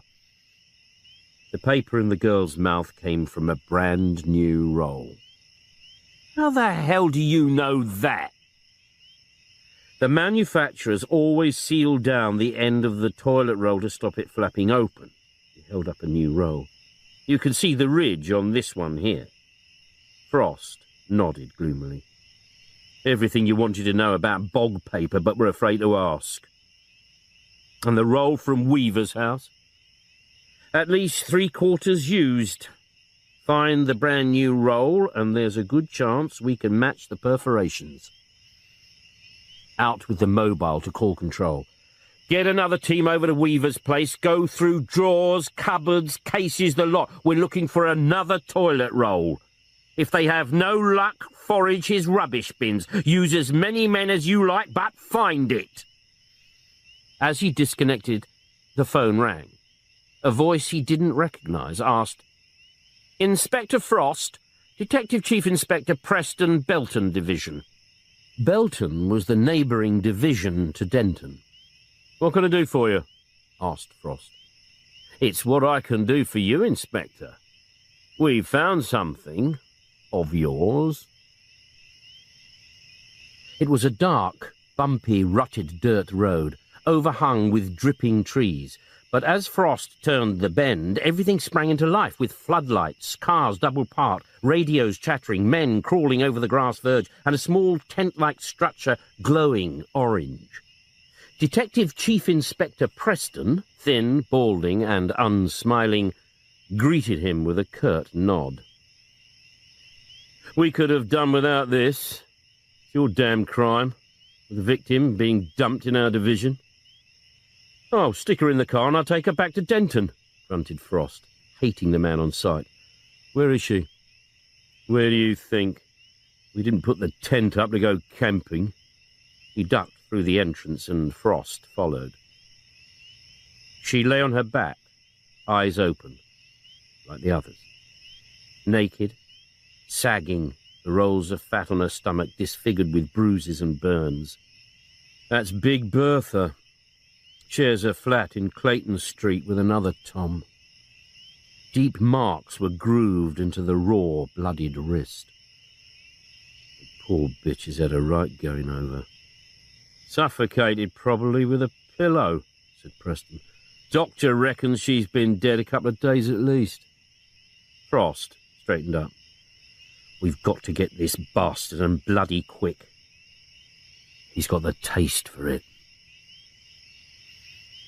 Frost marched into the station and the shrill, urgent ringing of the alarm from the cell area. He was aware of voices raised in panic and the other prisoners banging their cell doors and shouting. Over it all, Bill Wells calling, "Cut him down, quick!"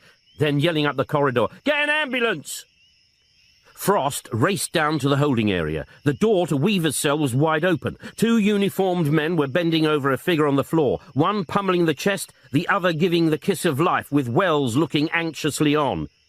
"He's topped himself," said Wells, sounding furious, as if this was personally directed against him. "The silly sod has hanged himself. I checked him a few minutes ago and he was all right." "How could he hang himself?" asked Frost. Wells pointed. On the floor lay a coil of white nylon cord, the knotted noose at the end cut where they had removed it from Weaver's neck. "Where the hell did he get the rope from?" Wells demanded. Frost bent and picked up the cord, which had a beige plastic tassel at the end. Shit! The hospital.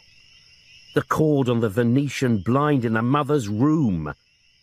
When he left Weaver alone, the sod must have cut off a length. There were scissors on the trolley by the bed. Bloody hell! Mullet's going to have a field day over this. Frost ordered the uniformed men out of the cell and sat down on the bunk bed. What a bloody mess. Wells sank down beside him. It's all bloody Mullet's fault, sending half our manpower away to help other divisions. We should have a proper custody officer. I'm having to do 2 jobs. I haven't got the time to do them both properly. He looked imploringly at Frost. There's going to be an investigation, Jack. They'll be looking for scapegoats. So let's get our story straight. I searched him. You saw me. Frost lit up a cigarette. Don't worry, Bill. If there's any blame going, I'll cop the lot. He left a note, said Wells. Says he didn't do it. Note? Frost's head snapped up. Where? Wells pointed. Taped to the inside of the cell door. Frost slammed the door shut. And there it was, stuck to the door with a strip of surgical tape, scrawled on the back of one of Weaver's mother's old hospital charts. Weaver must have planned this all out in advance, as he sat in that room, squeezing the hand of his dying mother. Dearest mother, I didn't do it. They're making me out to be some kind of perverted monster. That Inspector Frost is framing me. He's bullying me to confess to something I didn't do. I'm innocent, but I can't stand the shame. Goodbye, Mum. See you in heaven, Charlie. In heaven, snorted Frost. In hell, more like. He'll be able to complain to Mullet personally when the time comes. Mullet stared coldly at Frost. You left him unattended in a room with scissors and a cord. A man you suspected of being a child killer. You left him. Yes, said Frost. I felt sorry for the poor sod. His mother was dying. He claims he is innocent. So did Crippen. Mullet waved this to one side. I've listened to the tapes of your last interview. As he says, you bullied him. He was weeping. I bet that poor kid was weeping when he raped her. Mullet glared. A bungled, mishandled investigation with tragic consequences. Nothing was bungled, snapped Frost. If the silly bastard hadn't topped himself, it would have been an ongoing investigation. If we found he didn't do it, and it's a bloody big if, we would have let him go. If, countered Mullet. A death in custody and an innocent man. The press will be down on us like a ton of bricks. Innocent my arse, exploded Frost. Mullet flushed angrily. There will be an investigation of this death in custody, and I'm going to put in a strong recommendation that you be suspended from duty. Thank you very much, said Frost as he stood up. For a moment I was terrified you'd be on my side. He left, Mullet glowering at the slammed door. Morgan lumbered in, rubbing his eyes and yawning. Look what the cat's sicked up, said Frost. Where the hell were you yesterday? Morgan frowned. With a search party, Gov. And after that? I went straight off, spent the night at a friend's place. A female? Asked Frost. Yes. He rubbed his hand across his forehead. I think we overdid the drink. I think you overdid the other as well, snapped Frost. He rifled through the pile of forms filled in by the search parties. You searched that old garden shed in the hospital grounds? Did I, Gov? Frost waved the form at him. You've ticked it to say you did. Well, if I ticked it, then I searched it. He frowned. What's the problem? The problem, Frost told him, is that the shed you thoroughly searched is where we found the girl. Morgan firmly shook his head. No, Gov, that's not possible. Weaver must have put it there after I searched. That was clever of him, seeing as how he was in our custody all day. Then someone else dumped it for him. Just to oblige him, don't let's beat about the bush. You ticked it off, but you didn't search it. Morgan loosened his tie. We are talking about the same place, Gov? Little shed, fertilizer sacks, a sort of shelf thing like on the wall? Yes. I searched it, insisted Morgan. Look, Gov, I may be all sorts of a shit, but if I'm looking for a kid and I flaming well look, I lifted the sacks, each one. She wasn't there, I swear it. Frost looked hard at him. Weaver topped himself last night. Left a note saying he didn't do it, and I had hounded him to death. The DC leant back in the chair, mouth sagging, eyes wide open. Bloody hell. You're positive you searched that shed? Positive, Gov? Is there any way that you could have missed her? You saw the place, Gov. No one could have missed her. They both looked round as the door opened.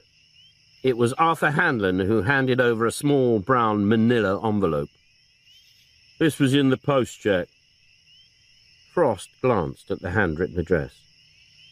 The detective in charge, the Jenny Brewer investigation, Denton Police. He ripped it open and pulled out a single folded sheet of cheap, lined notepaper. The message was in the same handwriting as the envelope. You have made a mistake and arrested the wrong man. The body is in the shed at the back of the hospital. The button came from her dress. He shook out a blue button. A button was missing from Jenny's dress when they found her.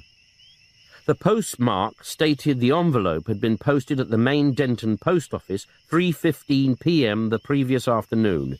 He showed the note to Arthur Hanlon, who skimmed through it. Whoever sent this, Jack, knew where the body was before we found it. I love people who state the flaming obvious, said Frost. Send the button over to forensic and let's see if it matches the others. Knowing my luck, it's bound to. He shook his head. It doesn't make sense. If I'd done a murder, I'd be over the bloody moon if the fuzz arrested someone else for it. I wouldn't try to clear him. Turning the key in the lock of Weaver's house, Frost stepped into the darkness of the hall. The house had a cold, empty, desolate feel. Forensic had been over every inch of the place and had found nothing. He shuddered at the thought that he might have driven an innocent man to suicide. A tiny sound broke the silence. He stiffened, ears straining. There it was again. The creaking of a floorboard. Someone moving about upstairs. Some bastard who knew the house was empty had broken in. Slowly and noiselessly, he made his way upstairs. Light leaked from under the bedroom door, the mother's room. Carefully, he inched the door open. Someone was bending over the chest of drawers, rifling through its contents. He raised his torch above his head. Hold it, you're nicked! The intruder spun round. Frost gawped. It was a woman, grey-haired, in her early 70s. For a split second they just stared at each other. Then she suddenly leapt at him, nails clawing for his face, screaming, "Police! Help! Police!" He dropped the torch so he could have both hands free and managed to hold off her talons. "I am the bleeding police," he yelled, pushing her roughly aside and fumbling for his warrant card. "Look at it, you silly cow! Who the hell are you, and what are you doing here?" "I'm Mrs. Maisie White, Ada's sister." "Ada? Who's Ada?" "Little Charlie's mother. I'm his Aunt Maisie." Of course, thought Frost. Why am I being so thick? You mean Charles Weaver, the bloke who lives here? "Lived here," she corrected, dabbing her eye with a tiny handkerchief. "Can't believe it. First little Charlie, then Ada." "Ada? His mother? She's dead?" The woman nodded. "Early this morning they didn't tell her. She never knew." "I'm sorry." "A merciful release," she said. Her expression changed. "Are you the policeman who drove little Charlie to suicide?" Frost winced. "We found photographs," he told her. "The little girl was in his house the afternoon she went missing, and he lied to us. He was our prime suspect." She sat on the bed beside him. "He didn't do it, Inspector. Believe me, I know. He was sweet, gentle and kind. Soon as he knew his mother was ill, he had her moved in here. He devoted himself to her. Lovely boy." Her lip trembled and she started to sob again. Frost saw Weaver as a murdering bastard. She saw him as sweet little Charlie. The little girl who was raped and killed was a lovely girl. She dried her eyes. I know that little boy. I brought him up. His mother wasn't married. It's commonplace now, but it was a dreadful thing then. The father deserted her and she had to go out to work, so I brought him up. Charlie loved children. No, not in a nasty way, but as a kind, gentle man. He didn't harm that little girl, Inspector. But you made him take the blame. And that was more than poor little Charlie could stand. The case is still open, Frost told her. If he's innocent, I won't keep it a secret. Frost slept an untroubled sleep until 2 in the morning, when the insistent ringing of the phone woke him up. The pie and chip van, which catered for the night trade, drunks rolling home from the local pubs, long-distance lorry drivers, cabbies, was parked in a cul-de-sac alongside the local comprehensive school. At 1:30 in the morning, it should have been a blaze of light, wafting out the greasy reek of fried onions, but it was now in darkness. The area had already been cordoned off by the time Frost arrived. Arthur Hanlon scuttled across to meet him. Another dead Tom, Jack. She's under the van. Frost rubbed his hands briskly. The biting wind was cutting right through him. Do we know her? We can't get to her face until we can move the van. Are we sure she's a Tom? I managed to squeeze part of the way under, Collier told him. She's naked and she's been beaten and burnt, just like the others. Frost passed his cigarettes around. Who found her? Ted Turner, the bloke who runs the stall. Some joker's let his tyres down and he had to go back home to fetch a foot pump. What time? Just after 12:30. He checked the tyres then and she wasn't there. And he got back when? 1:30-ish. She was dumped between those times. We've never been so close to the sod, said Frost. He was here less than an hour ago. He was right here. This might be the break we're looking for. He squinted down the street. Still a couple of houses with lights showing. Start knocking on doors. Find out if anyone spotted a van, a car, anything coming down this road just after midnight. He switched his attention back to the body. How do we get to her without dragging her out? If we pumped up the tyres, we could move the van, suggested Hanlon. Do it, nodded Frost, looking up as headlights flooded the scene. P.C. Collier, guarding the cul-de-sac, waved it through. Frost grinned as Dr. Mackenzie, the police surgeon, climbed out. Over here, Doc. We can do you a hot meat pie or a cold dead body. Mackenzie waved his bag happily. He was always pleased to see Frost, even at 3 o'clock on a bitterly cold morning. Where is she? Frost pointed to the van where a perspiring Arthur Hanlon was working away at a foot pump. Under there, Doc. We'll have the van moved soon. Hanlon straightened up as the last of the tyres was fully inflated.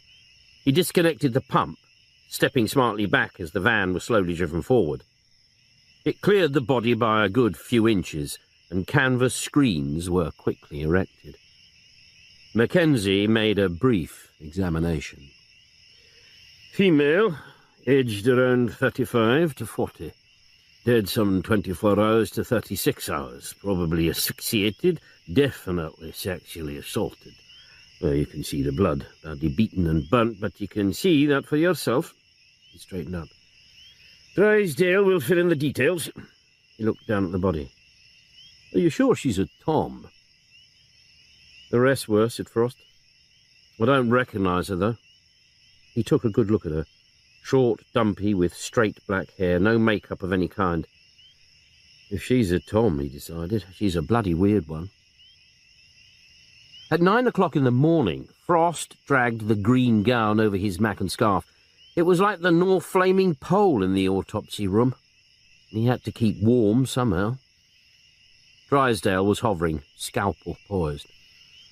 Right, Let's see if we can uncover any points that the good Dr. Mackenzie overlooked. As the pathologist droned away with initial findings, Frost's mind drifted onto other things. Although his autopilot was ready to switch him back to full alert should anything of any interest come up, he was suddenly switched back. "Sorry, Doc, what was that?" "I asked if Dr. Mackenzie told you that this woman was a virgin before she was assaulted." Frost gaped. "A virgin?" No doubt about it. Frost's mind was in a whirl. They had put the killer down as a curb crawler picking up toms. This required a radical rethink. Poor cow. What a lousy, bleeding way to have your first sexual experience. Violent penetration, bruising, bleeding, but no trace of semen, continued Drysdale. A dig in the back made Frost turn, and there was Morgan. "Is that your unknown victim, Gov?" "Yes." "Gov, she's the spitting image of the receptionist from the dentist. She was wearing glasses." "Glasses?" Drysdale bent closer. "Oh, she did wear glasses. There's an indentation across the bridge." "All right," said Frost. "Phone the dentist and ask if their receptionist is alive or dead on an autopsy table." "Will do, Gov," said Morgan before trotting away. "A dental receptionist?" mused Drysdale, picking up a scalpel. "Don't get too excited, Doc," Frost told him. "He's not as reliable as I am."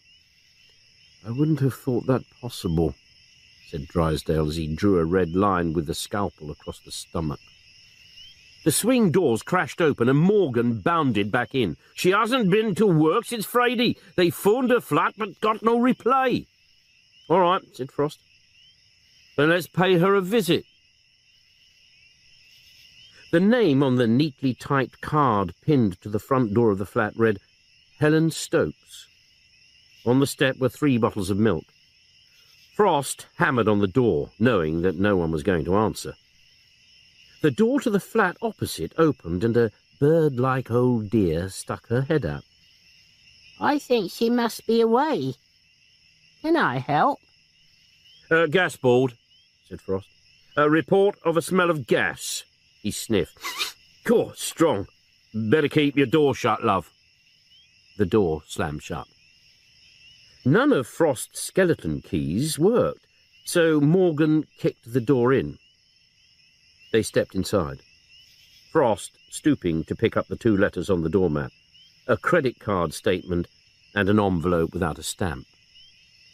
The flap wasn't stuck down, so he thumbed it open. A scribbled note from the Ashby Dental Practice saying, "Concerned you did not come to work today, please phone." He couldn't read the signature. A tiny flat. The curtains were tightly drawn. Morgan pulled them open, letting in the morning sunshine. The same cold, chilling atmosphere that Frost had felt so many times before, almost as if the place knew that its occupant was dead. A quick nose round. Kitchen, bathroom, tiny lounge and bedroom. "See if you can find a photograph, son." A thick winter coat was hanging in the hall. Frost went through the pockets. A petrol receipt. Nothing else. The front door had been fitted with a strong security chain, and there were smoke alarms on the walls of every room. A cautious woman. He wandered into the lounge where Morgan, on his knees, was going through the contents of a drawer. "Gov!" Morgan waved a passport. Frost flipped it open. The unsmiling face of the dead woman stared back at him. He radioed through to the station, asking them to send someone over to make the flat secure. "Some silly sods kicked the door in," he told them.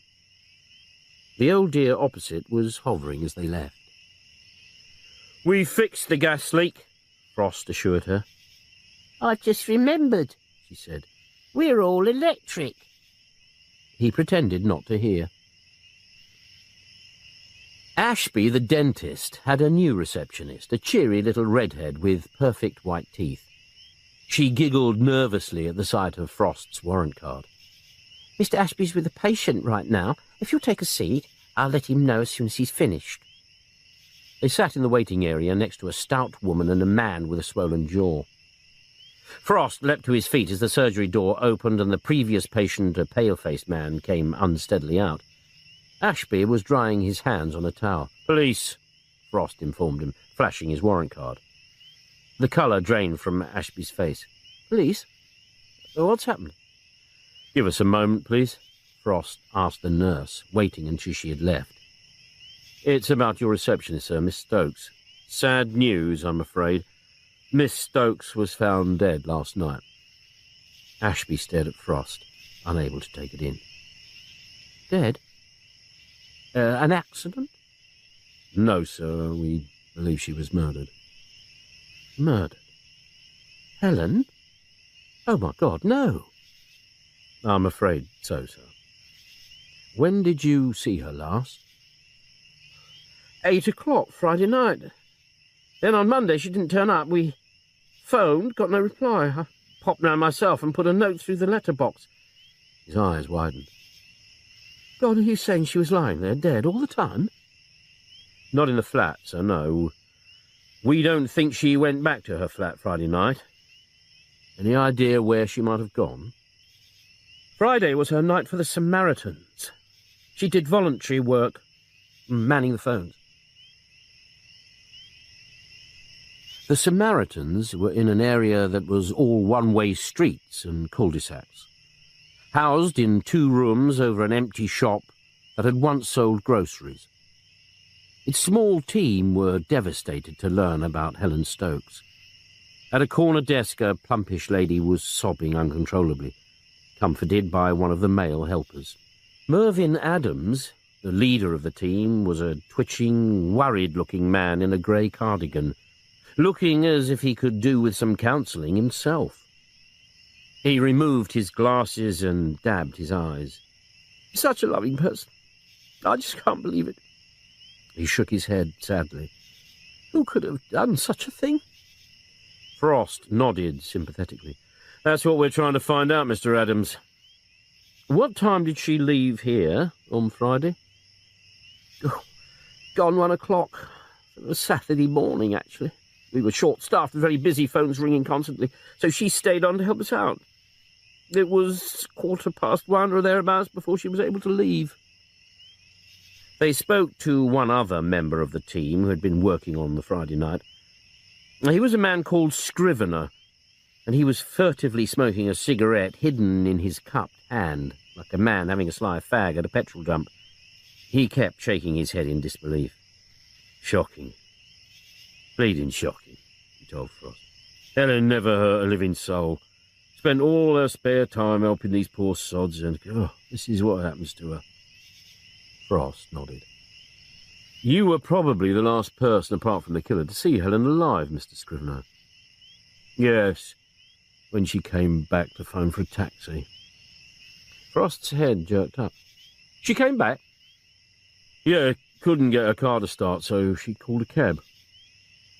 "Mervyn never told us she came back." "Well, he didn't know. He was brewing up tea in the kitchen." "She called a cab?" "They said it would be along in 5 minutes, so she went down in the street to wait." "Did you know the cab firm?" Denton minicabs. I kept an eye on her through the window. The cab was there in a couple of minutes. She got in and off it went." Frost was almost shaking with excitement. A cab! She was picked up by a cab. They could be on the wrong track looking for someone posing as a punter. The killer could be a cab driver.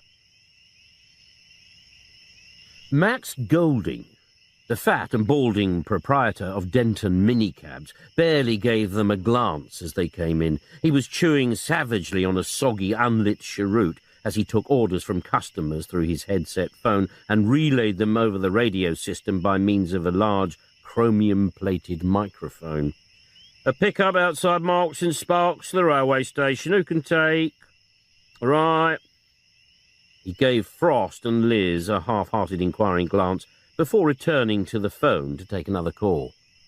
Frost poked his warrant card under the man's nose, but he seemed unimpressed and began to take yet another call, yelling with annoyance as Frost dragged the headset from his ears. "Hey! Get someone else to take over," snapped Frost. "This is a murder inquiry." Golding twisted round in his chair and yelled, "Mavis!" A fat, pudding-faced woman, a cigarette in her mouth, stuck her head through a hatch. "I'm making the tea." "Leave it and take over, the fuzzer here." She waddled in and took over the headset from him.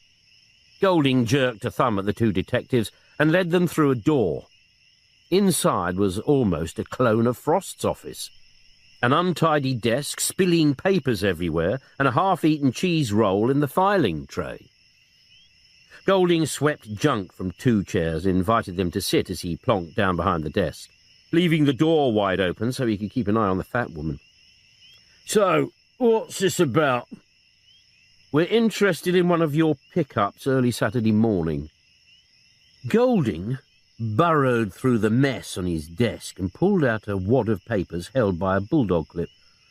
"What do you want to know?" "A pickup round 1 a.m. outside Samaritan's office in Marlow Street." A stubby, nicotined finger travelled down the page. "Oh, I've got it." He looked up. "So?" "You remember the call?" "Yeah." He leaned back in his chair.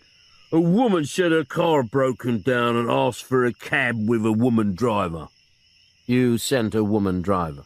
"Nah, our women drivers won't work after 10 o'clock at night. I told her I'd send one of our most reliable men." His voice trailed off as he tried to hear what the fat woman was saying on the phone in the other room. "And?" prompted Frost. "I passed on the—" He suddenly leapt from his chair and dashed out to the woman. "Don't send Jack out of Mrs. Silverman, you silly cow! He's the one who ran over her pet dog when he collected it from the vets after his operation. She threatened to tear his balls out if she ever saw him again." He stamped back to his desk. "Pardon my French," he apologised. He lowered his voice. "I have to watch her, all the time. She left her husband 2 months ago. For another woman." Frost kicked the door shut. "Let's concentrate on the topic in hand, shall we? Unless you'd like to finish this down at the station." Golding spread his hands in resignation. All right. "Who do you give this job to?" "Tommy Jackson." A little bell tinkled in the back of Frost's brain. "Jackson. I know that name." He snapped his fingers. "Jackson. He was the bloke that old dear reckoned had raped her. Do you know he's got form? Broke a woman passenger's jaw?" Shrug. Well, it was ages ago." "She wanted someone safe and you send a bleeding jawbreaker." Well, beggars can't be choosers. 1 o'clock in the morning. It was Jack or nothing." "Nothing might have been better," said Frost grimly. Frost and the newly returned Liz Maud breezed into the interview room where a sullen, unshaven and bleary-eyed Tom Jackson greeted them with a scowl. "Not her again," he sneered at Liz Maud, who was ramming a cassette tape into the recorder. "Who am I supposed to have raped this time, Lily Savage?" "Since you've asked," said Frost, sliding across a photograph of Helen Stokes. "Recognise her?" Jackson squinted at the photograph. "I'm never that hard up." "She was one of your passengers," prompted Frost. "I don't doubt it. I have hundreds of passengers. Just after 1 o'clock Saturday morning outside the Samaritans." Jackson picked up the photograph for another look. "I don't remember picking her up, and I don't remember raping her." He leant across the table. "What the hell is this all about?" Frost turned the cover of his file. "Just looking at your form sheet, Tommy. You can be quite violent with your fares, aren't you?"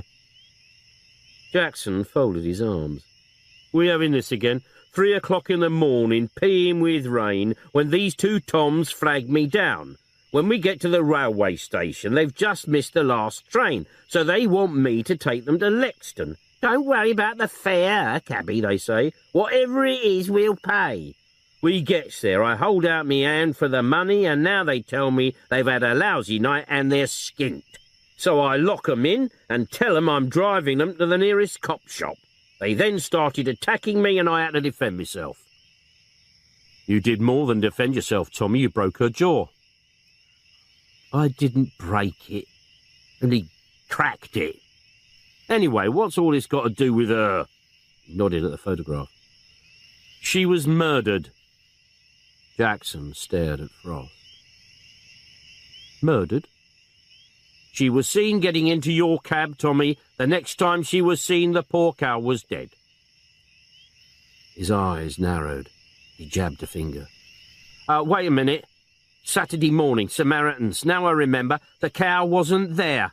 She orders a cab. I flogged my guts out to get there in 10 minutes, but when I arrived, there's no sign of her. I tooted me horn a couple of times, but no one turned up, so I drove off. Frost grimaced. Where's your cab? Why? We'd like our forensic boys to give it a sniff. If we find her blood all over the seat, it might refresh your memory. You'll have to ask Max Golding where my cab is. Why? The cab doesn't stand idle just because I'm not driving it. When I get out, another driver gets in. Seat's red hot sometimes. Great, thought Frost. Bloody great. End of Disc 2. Disc 3. Frost took one last swig from the mug of canteen tea and then committed his cigarette end to a sizzling death in the dregs. He was back in the murder incident room with the rest of his team. As you know, we've got a prime suspect. Tommy Jackson, minicab driver with form for violence. He was due to pick Helen Stokes up Saturday morning, but claimed she wasn't there when he arrived. So, did another cabbie pick her up? He raised an inquiring eyebrow at D.C. Burton, who stood up. I've checked all the local minicab and licensed cab firms. None of them had cars in that immediate vicinity Saturday morning, and none of them had drops anywhere near the Samaritans. Right, said Frost. But there's a witness at Samaritans who saw her getting into a cab, so maybe we're not looking for someone pretending to be a punter.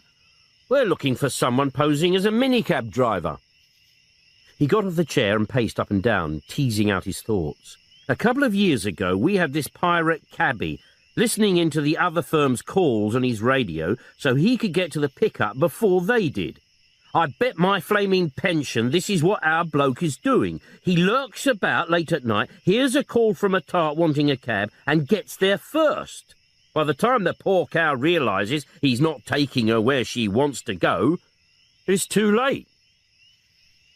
Possible, acknowledged Hanlon. It's more than possible, Arthur. I've got one of my infallible feelings.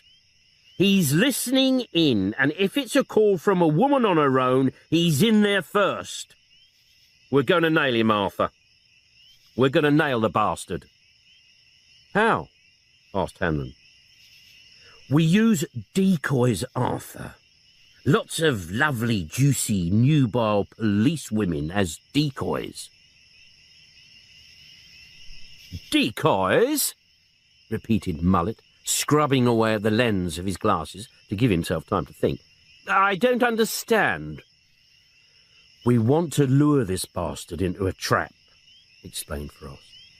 We dress up police women as Toms, plant them in the red light district and get them to phone for cabs.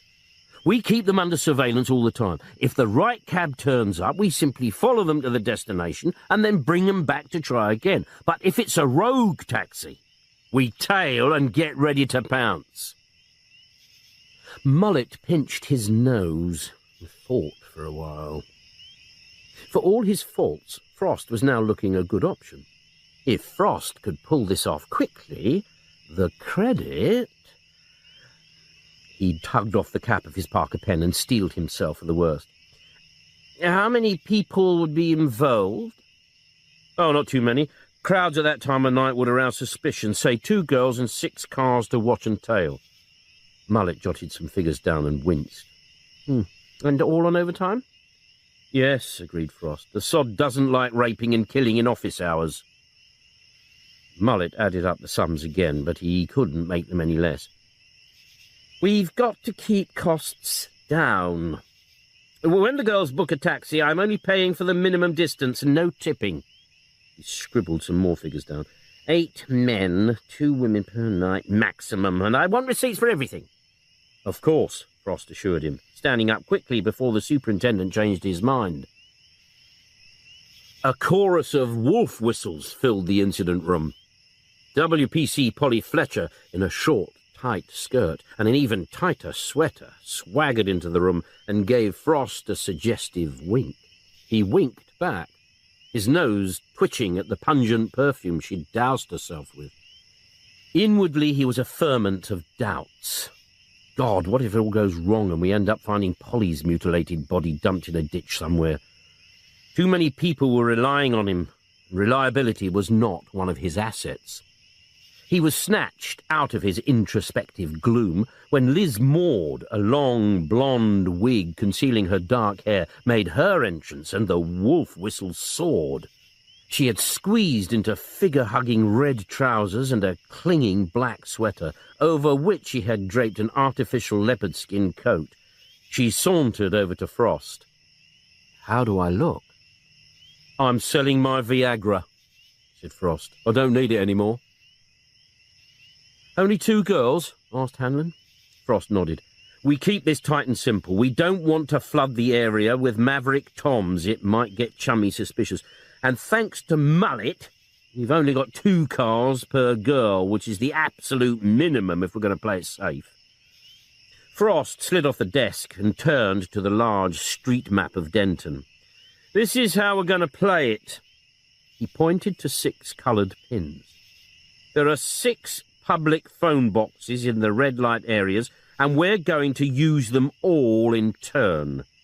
We've got 2 pseudo-toms," he nodded to Liz and Polly, "and 4 cars. Liz and Polly, you've each got a list of cab firms to phone and destinations to be taken to. When we're all in position, you each phone the first firm on your list.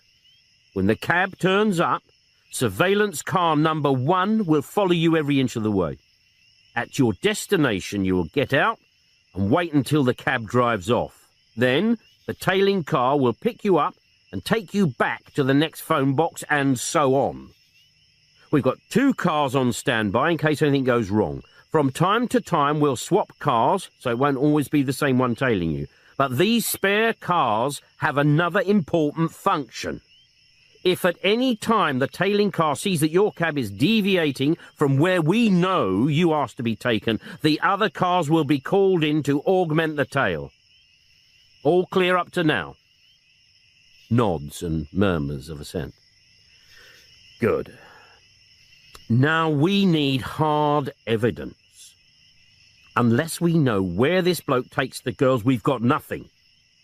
Ideally, we want to follow you right up to the point where he drags you into his hideaway.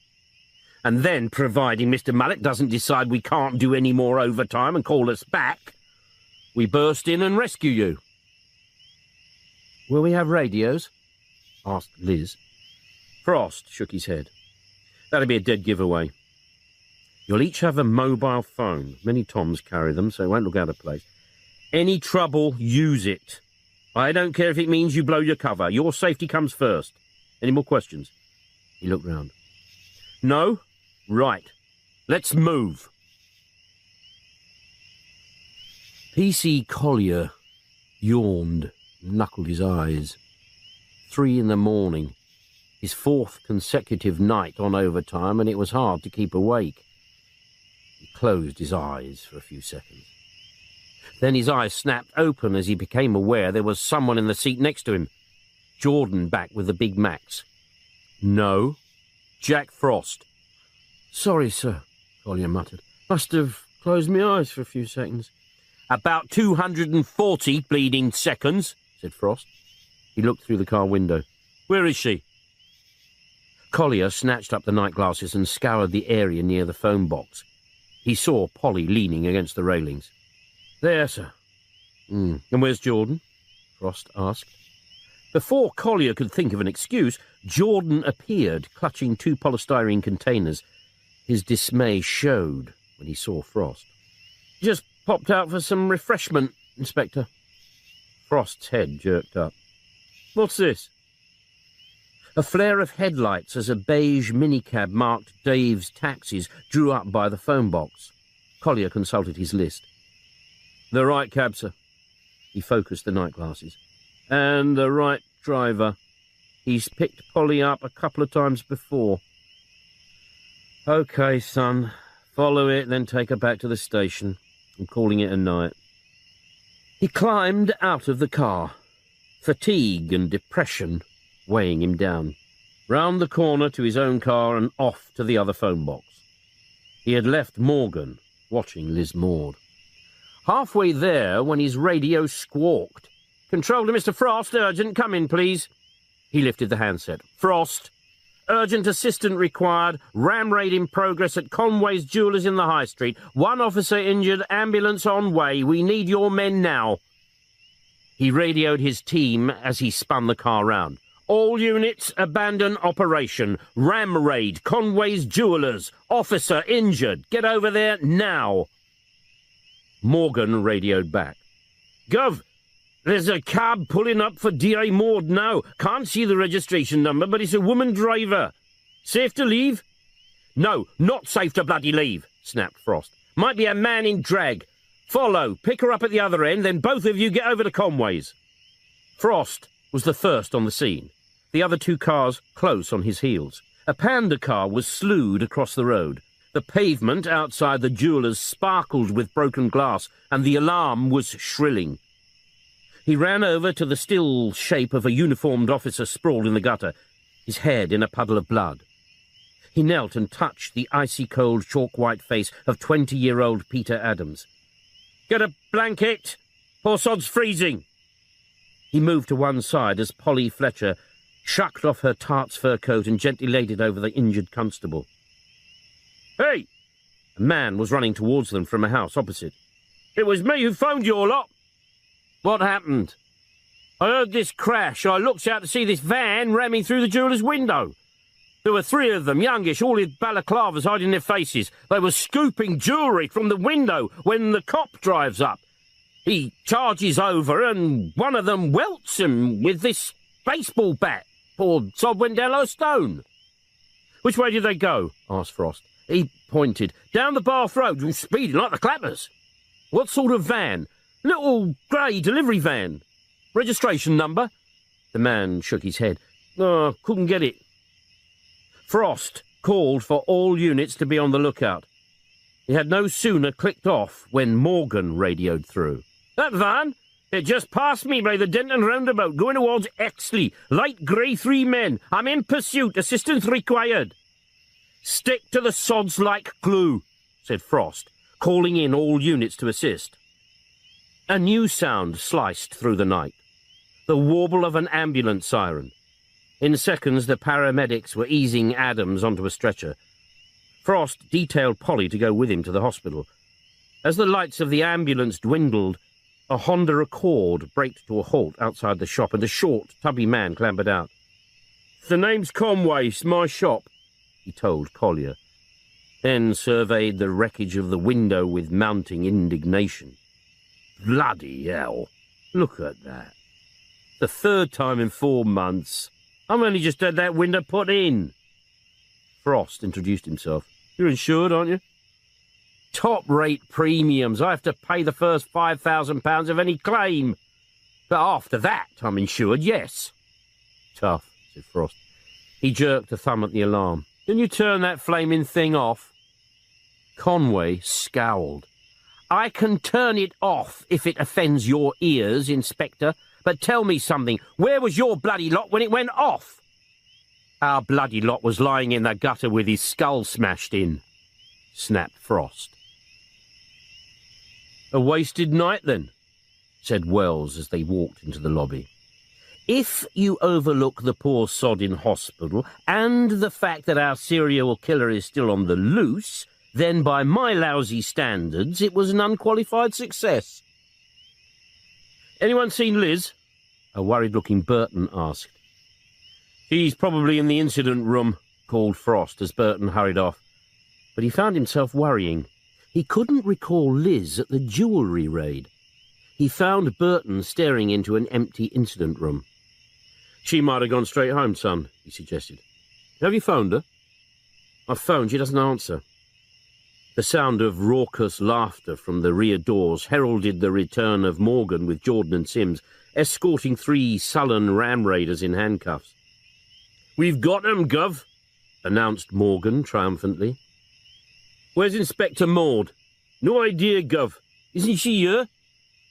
You picked her up after the cab dropped her. Where did you take her? Oh, I didn't pick her up, Gov. I stopped following the cab when I chased after these 3. Frost couldn't believe what he was hearing.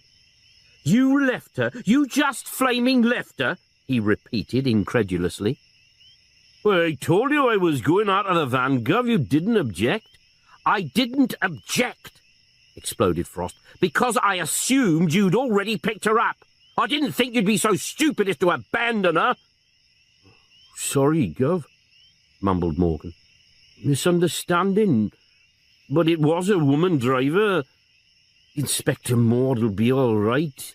She probably got them to drive her straight back home. I phoned, Burton told him. She doesn't answer. Well, she could be in bed with a sleeping tablet, suggested Morgan. She could be in bed with a flaming serial rapist, snapped Frost. Sims, drive straight over to Inspector Maud's flat, kick the door in if necessary, but get inside, confirm she's there, and radio me immediately. Hold on, said Burton, digging into his pocket. No need to kick the door down. He handed a key to Sims. Frost jabbed a finger at Morgan. Phone the minicab firm. Find out where they dropped her off. When Morgan finished his call, his expression telegraphed bad news. They don't use women drivers at night, Gov. They sent a man, but when he got to the pickup point, there was no one there. Frost dropped in a chair and stared into space.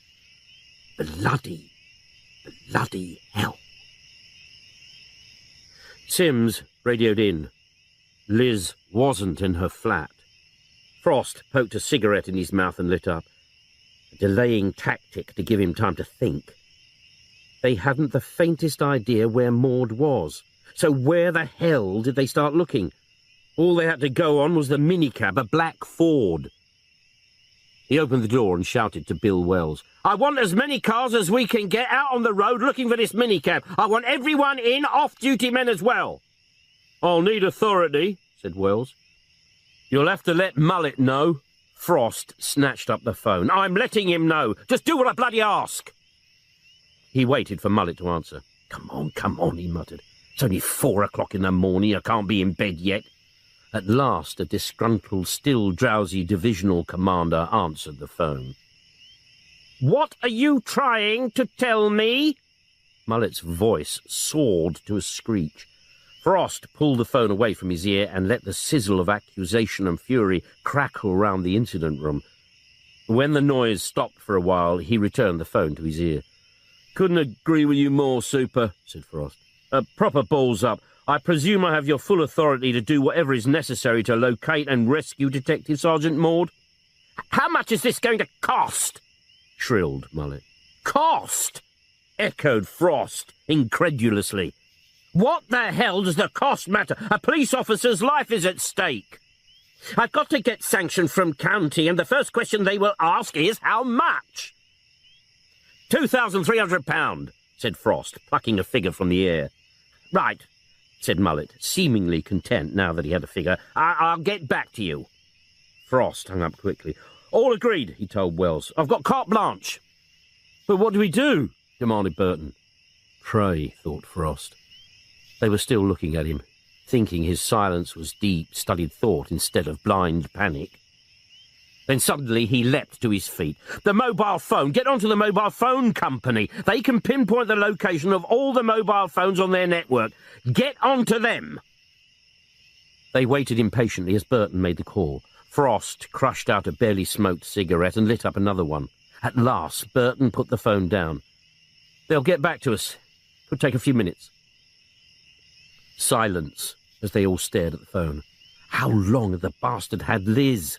What was he doing to her now? Burton snatched up the phone on its first ring. What? He spun round to survey the large wall map of Denton behind him. "Thank you." He banged the phone down. "They've traced it." He tapped a section of the map. "The phone is somewhere in this area here, the outskirts of Denton Woods." He peered again at the map. "It's nearly all trees and scrubland, but there is one house there." His finger jabbed the position. "That's got to be it." He dashed out to the computer in control to check. "Occupants are Mr. and Mrs. Gerald Vernon," he informed them. "Vernon's had a couple of parking tickets, nothing else known." "Anyone know the house?" Frost asked. Jordan pushed forward. "I do, Inspector. We were called there a couple of months ago for a suspected burglary. Big place, double garage, massive garden." Frost chewed this over. "We'll all go. No bleeding sirens. And if he listens in to taxicab radios, he could listen into police broadcasts, so we maintain radio silence." He snatched up his scarf and wound it round his neck. "Come on, let's go." The night was dark, with clouds obscuring the moon. But as they reached the top of a slight rise, the moon found a gap in the clouds and slid through, dousing the landscape in silver and black. Before them stood the house, imposing and isolated. "Here's where we split into two groups," whispered Frost. "Take your lot round the back, Arthur. The rest you come with me." Burton grabbed Frost's arm and pointed. A gleam of light suddenly splashed out of an upstairs window. Then a figure drew the curtains together and all was black again. "The bastard's still up," whispered Frost. "So let's be extra quiet. Arthur, signal with your torch when you're in position." A cold, anxious wait until the torch flashed its signal. Frost jerked his head to the others. "Let's go." The scrunch of their running feet on the gravel drive decided him to veer across the lawn. An estate car parked by the front door was locked, but the radiator was still warm. It had been driven recently. "That's not the car that picked her up, Gov," whispered Morgan. "They'd have swapped cars," said Frost. He looked up the ivy-covered wall to the upstairs windows where the light had shone. "That's the room we try first." He looked round for Burton, who had the pneumatic battering ram. "Sod the noise, son. It's all speed from now on." He stood back to give the DC room. The noise was deafening, but at the third blow the woodwork splintered and the door crashed back. Led by Frost, they charged up the stairs. They burst into the room, curtains drawn. It was lit only by the glow from an electric fire. The smell hit Frost, cloying perfume. His torch picked out white, naked flesh as he fumbled for the light switch. On the bed, wide-eyed with terror, a naked woman. It wasn't Liz. A man, also naked, blinked at the light. "There's no money here," he said, trying to keep his voice steady. "I'll call the police. I'm here in a minute." "They're here already," snapped Frost, flashing his warrant card. He went to the door and shouted to the others down the stairs. "She's not in here. Look everywhere." The man grabbed a dressing gun from a chair. "Police? What the devil do you want with me?" "I think you know what we want," said Frost grimly. He turned to Morgan and nodded towards the angry woman on the bed. "Is she the one who was driving the cab?" Morgan shook his head. "Don't think so, Gov. Wrong colour hair." "Could have been wearing a wig," muttered Frost.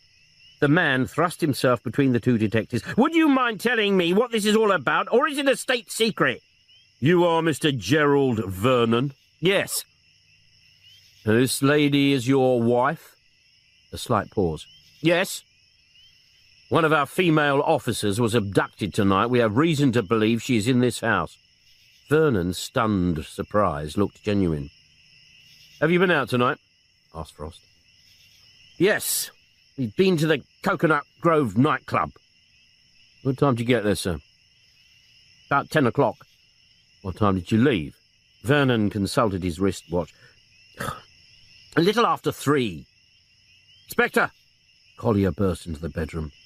"I found this behind the hat stand." He held aloft Liz Maud's handbag. With a bellow of rage, Burton hurled himself at Vernon, smashing him against the wall. "Where is she, you bastard? What have you done with her?" With difficulty, Frost and Collier managed to drag him off. "Downstairs!" ordered Frost. Burton scowled sullenly and slouched out. Frost turned to Vernon, who was trying to stem the flow of blood from his nose with a handkerchief. I apologise for my colleague's over-enthusiasm, sir. Like us, he's anxious to know where she is. I don't know where she is, hissed Vernon, each word making him wince with pain. But you're going to pay for this. My God, how you're going to pay. Frost waved the handbag. When our colleague went missing, she was carrying this. So where is she? Why don't you ask him how the handbag came to be here, you bloody bullies? The woman was shouting at them from the bed. All right, said Frost sweetly. How did the handbag come to be in your house, Mr. Vernon? We found it in the road as we were driving home from the Coconut Grove. What time was this? Frost sent Morgan to check with the nightclub and then signalled for Vernon to continue. As we turned from Bath Road into the side road, there was this car ahead of us. What sort of car? Darkish, nothing special. It was black, chipped in the woman from the bed. Black, one person driving, two in the back. She sees something in the road and yells for me to stop, Vernon snarled. So being a good citizen, completely unaware that I would be beaten up by the police for my trouble, I stopped and retrieved it. It was that handbag. Frost turned to the woman on the bed. You spotted it? She nodded. Yes.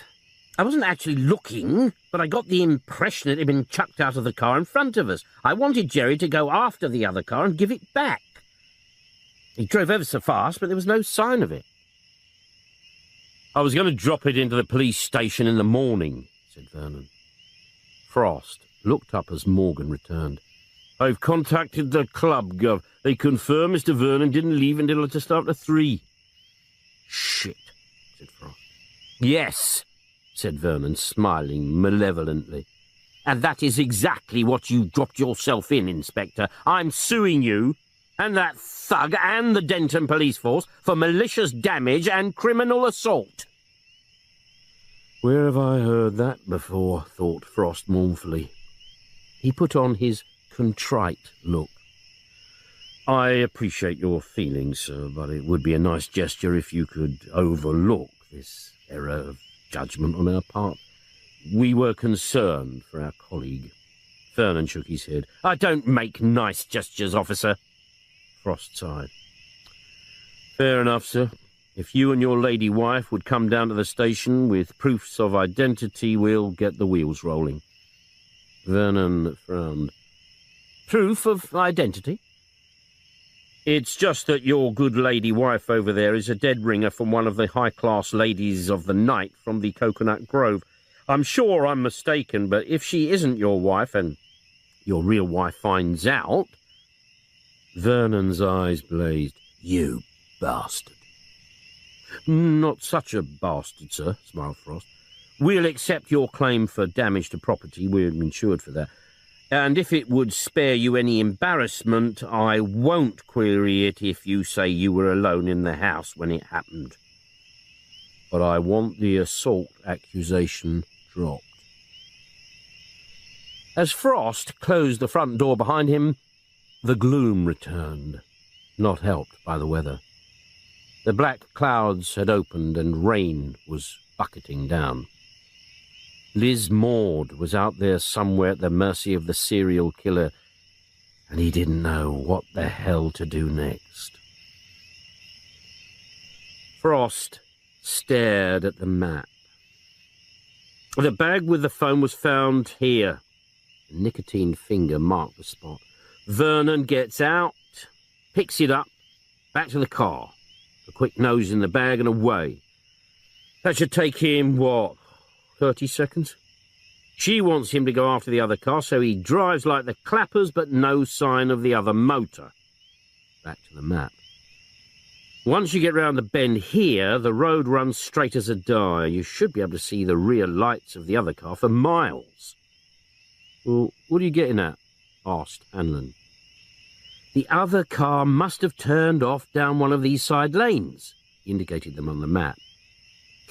There's a hell of a lot of them, said Burton. But if it was out of sight before Vernon turns the bend, then it's got to be one of the early ones. Otherwise, Vernon would have seen it. This gives us 3 side road possibilities. This one, which leads to those farms and small holdings, this one, which ends up at the new estate, or this one, which goes through to the factory area. I'm going to call in all the resources from other divisions and saturate these 3 areas, house to house, the lot. We're going to have to get people out of bed and search their premises. If you knock and get no reply, smell gas and break in. I want every single property searched. It could take hours, said Burton. Then don't hang about, said Frost. He picked up the phone and told Bill Wells to call in the other divisions.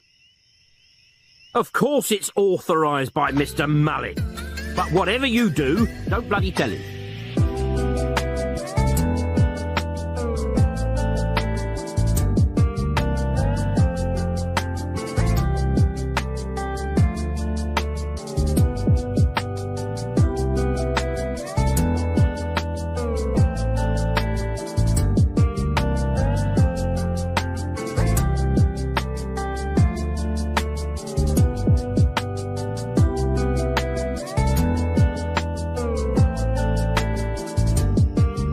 Frost's convoy of 4 cars parked on a piece of scrubland, and they huddled round the inspector, collars up, getting drenched in the heavy rain.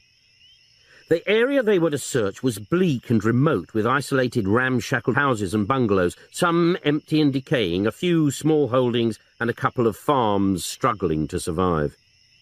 We look everywhere, houses, barns, sheds, the lot. When you've searched, radio Sergeant Hanlon, and he'll tick it off on the map to make sure we don't miss anywhere. Off you go, good luck. Frost began a search of some deserted farm buildings. He had a feeling of having been here before, then remembered he had, when they were searching for the missing Vicky Stewart.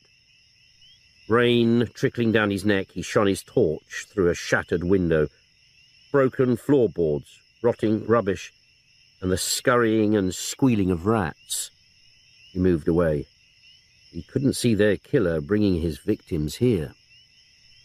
As they were leaving, a radio call from Jordan. "At a house now, Inspector. We've been hammering at the door, dogs barking inside, but no one answers." "Kick it in," Frost told him. "I reckon there's drugs on the premises." And then reports started coming in thick and fast, all negative. Another radio call, this time from Burton, sounding excited.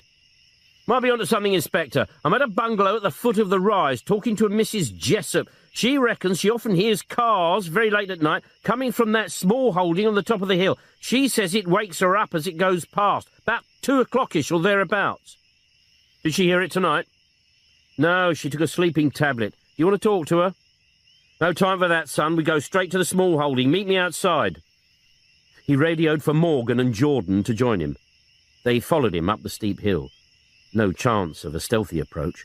The whine of their engines straining up the steep, rutted slope would waken the dead. The small holding was a collection of ramshackle structures around a 2-storied house.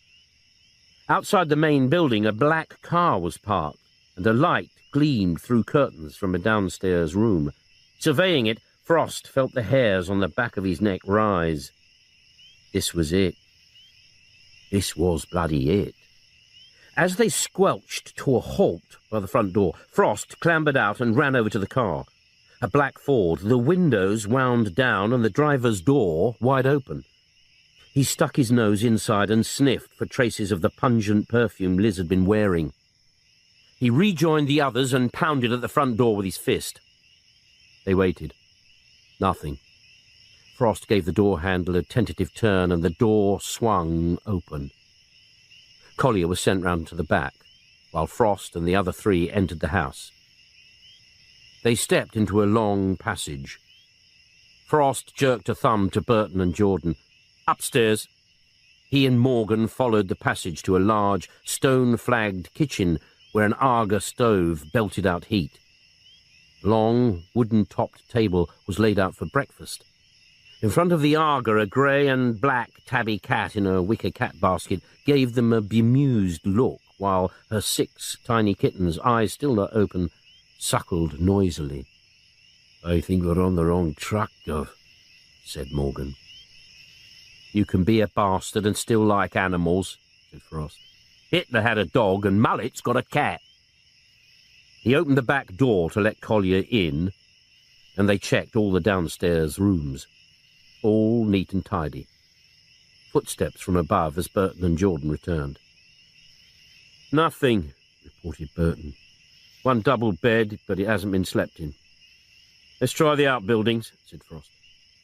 They split up, Morgan and Frost going to a wooden-walled structure with a corrugated iron roof. Pitch dark inside, but over the drumming of the rain they could hear rustling. Someone was inside.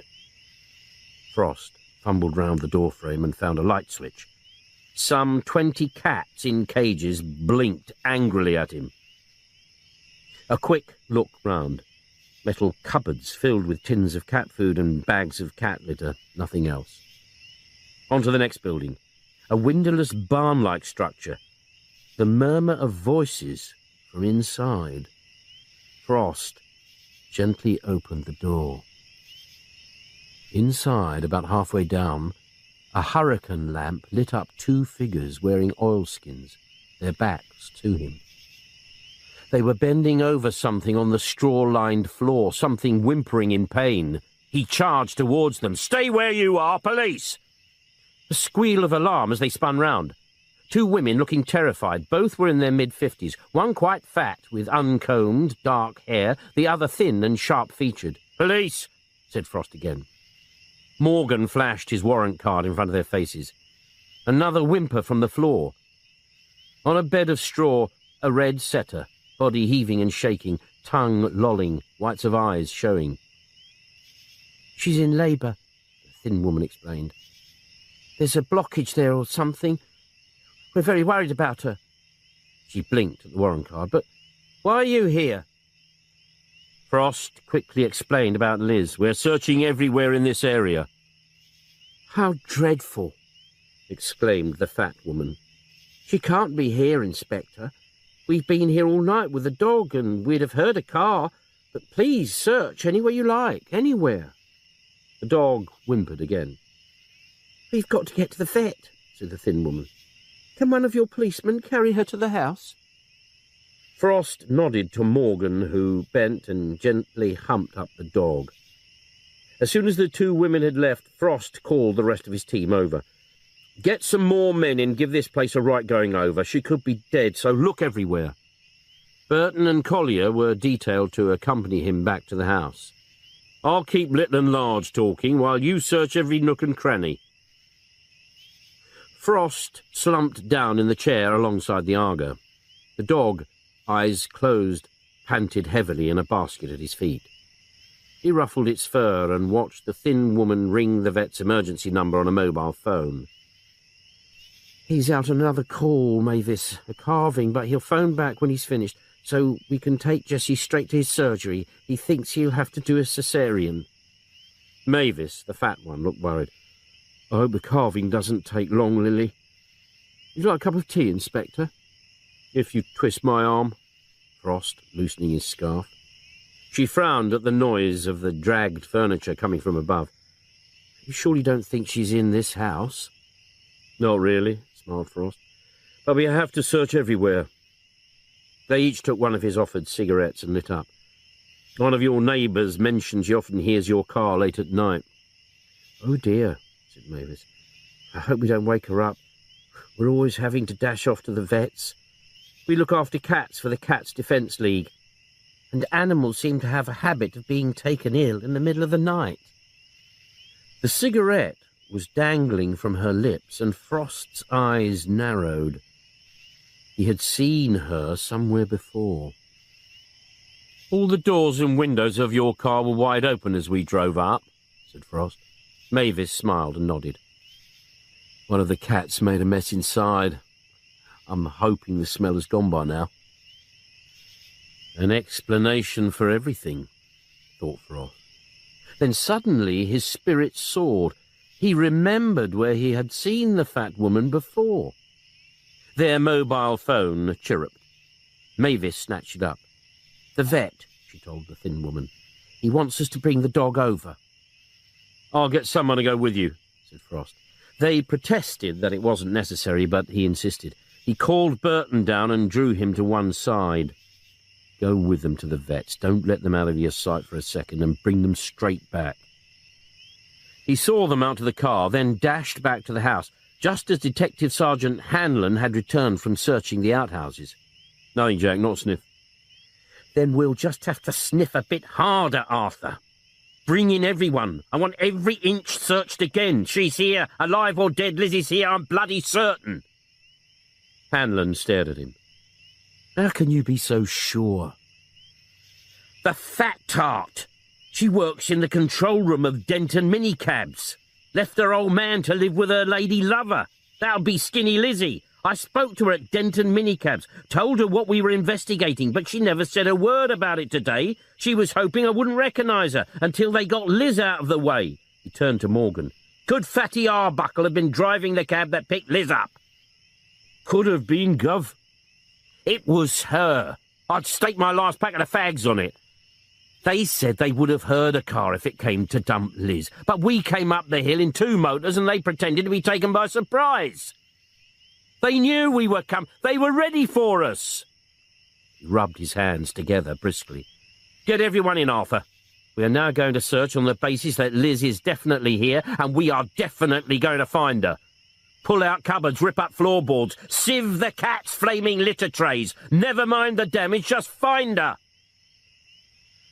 He went back to the kitchen, where he swilled down his mug of tea, watched by the nursing cat with its sleeping kittens. The all-too-familiar negative reports rattled in non-stop. Nothing, nothing, nothing. His gloom returned. She was here. He knew she was here. But what was the bloody good of knowing if they couldn't find her? He stared through the window at the night sky. Already daylight was scratching at the edges. He was sucking moodily on his 5th cigarette when Hanlon returned, looking as dejected as Frost. We've torn the place apart, Jack. She isn't here. Frost scrubbed weariness from his face with his hands. Then he stopped dead. What a bloody fool. The generator. Blank expressions. They're not on mains electricity, yet they've got a fridge, a deep freeze, lights. They must have a generator. Did anyone find it? Heads were shaken. It's got to be inside the house. He looked around. Where the hell is it? We should be able to hear it. They strained their ears. Silence broken only by the mewing of one of the kittens. Hanlon shook his head.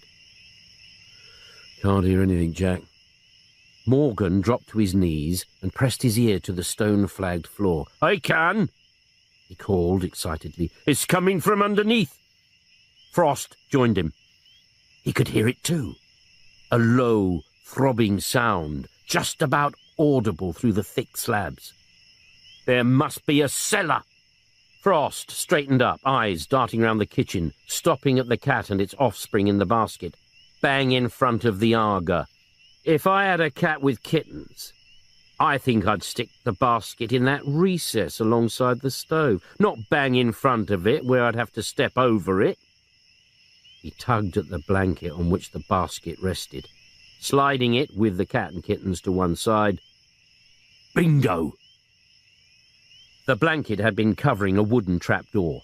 Morgan heaved it open. Wooden steps led down to darkness. Frost fumbled and found a light switch. A large cellar stretching the length of the kitchen. In one corner, a diesel-powered generator throbbed away. Up against one wall was a single bed with a mattress and pillow. Frost sniffed the pillow. Perfume. Lizzie's perfume. She had been here on this bed. He thudded up the wooden steps and yelled to the men outside, She's been here! Search again! She had to be somewhere near. The two women would have spotted the police and would have had to get Liz out of the house quickly. She had to be within walking distance, but there was no trace of her. He saw Burton's headlights and the sound of a car straining up the hill, and went into the kitchen to wait for the women. Burton was in first, carrying in an exhausted-looking red-setter bitch in its basket. "Mother and kids doing fine," he announced proudly. Behind him, the two women, beaming all over their faces, carried in a large cardboard box which they lowered gently to the floor. Frost looked down on 5 newly born red-setter puppies. "Panic over," smiled Lily. "Jessie didn't need a cesarean after all." The smile abruptly froze on her face. With his foot, Frost was slowly pushing the cat's basket to one side.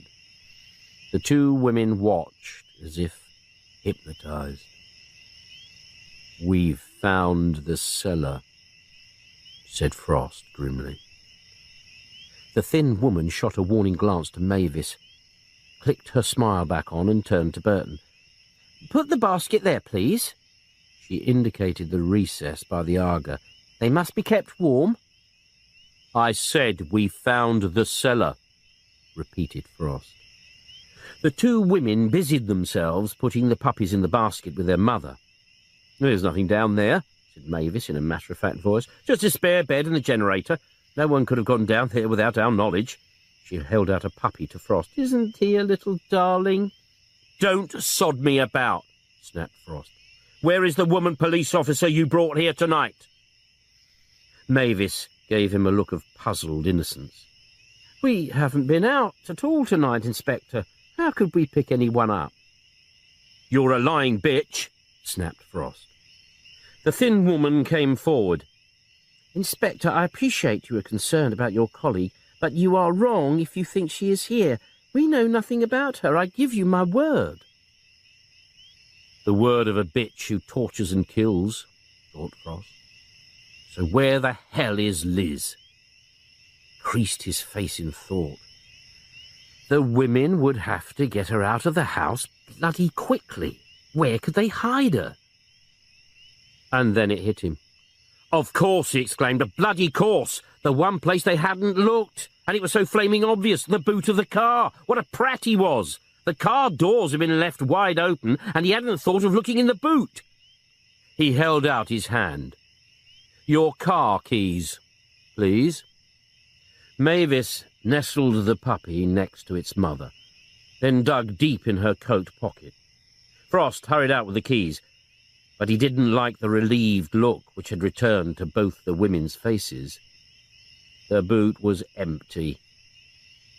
He was now at the brink of utter despair. "Did you let either of them out of your sight, even for a bloody second, when you went to the vet's with them?"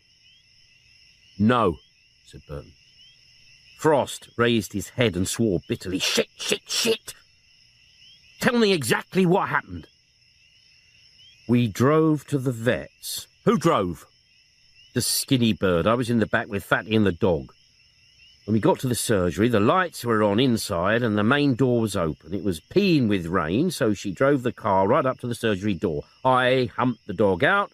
The fat one came in. The vet's with me while the other woman parked the car." Frost's eyes glinted. "She parked the car? Where?" "The parking area, just round the back of the surgery." "She'd have to walk back through the peeing rain. Why didn't she leave the car where it was?" Burton frowned. "I don't know, but she was only out of my sight for a minute or so." "That's all she'd flaming well need, to drag Liz out of the boot, hide her somewhere, and when we'd left, go back and pick her up again." Burton stared at him. "Do you think she's still alive?" "I hope so, son. I bloody hope so." He quickly briefed the others, then jerked a thumb at the two women. "You're coming with us." He hustled them into his car, where they sat pressed together in the back seat, gripping the armrests tightly as Morgan drove at speed down the bumpy incline. At the vet's, now in darkness, Morgan swung the car into the rear car park and braked violently. He and Frost were out, shoulders hunched against the driving rain as the following cars skidded to a halt behind them. Frost opened the passenger door and leant in. The two women smiled up at him, seemingly not in the least concerned. "We're going to find her anyway, so why not speed things up and tell us where she is?" Mavis oozed with sincere concern. "If we knew, Inspector, don't you think we would say?" He slammed the car door and turned to meet the others. "Where do we start?" asked Burton. He surveyed the empty expanse of the car park, putting himself in the place of the skinny woman who had been frantically searching for somewhere to hide the body in the boot. "It's got to be somewhere near." He screwed his eyes against the stinging rain, and he smiled. The skinny bitch wouldn't have had the strength nor the time to hump her far. She'd just drag Liz out of the boot and dump her. He pointed to the long, wet, straggling grass just beyond the low chain-link fence forming the perimeter of the car park. "She's over there." No one had any confidence in him anymore. They slouched across and did a half-hearted search. It was Jordan, yelling and waving frantically, who found her. "Over here!" He was shuffling off his greatcoat to cover her as they reached him. She was naked, rain-soaked, blue with cold and not moving. Her wrists and ankles were bound with wire, and a gag bit deeply into her mouth. There were angry red marks on her stomach, cigarette burns. Next to her was a plastic carrier bag. Frost dropped to his knees in the muddy ground and felt for a pulse. He could have cried with relief. She was still alive. His penknife sawed through the wire and cut the binding to the gag as Jordan swaddled her in his greatcoat. "Get her in the car," ordered Frost. "We'll take her straight to the hospital." They went in Burton's car, their clothes steaming with the heating turned up full, and Polly Fletcher vigorously massaging ice-cold limbs to try and restore the circulation. A quick look inside the carrier bag revealed Liz's clothing. A coil of wire, a roll of adhesive tape, a thin cane still wet with blood, and at the bottom of the bag, a large dildo. "Bloody hell," muttered Frost. "No wonder we thought it was a man involved." The sudden jolt of the car hitting a pothole made Liz's eyes snap open. She looked from side to side in terror. "It's all right, love," soothed Frost. "You're safe. We're taking you to hospital." She stared at him, then shook her head violently, muttering something he had to bend his head closer to hear. "What was that, love?" Her teeth were chattering as she forced the words out. "I don't want to go to hospital." WPC patted her arm. "We want the doctor to examine you."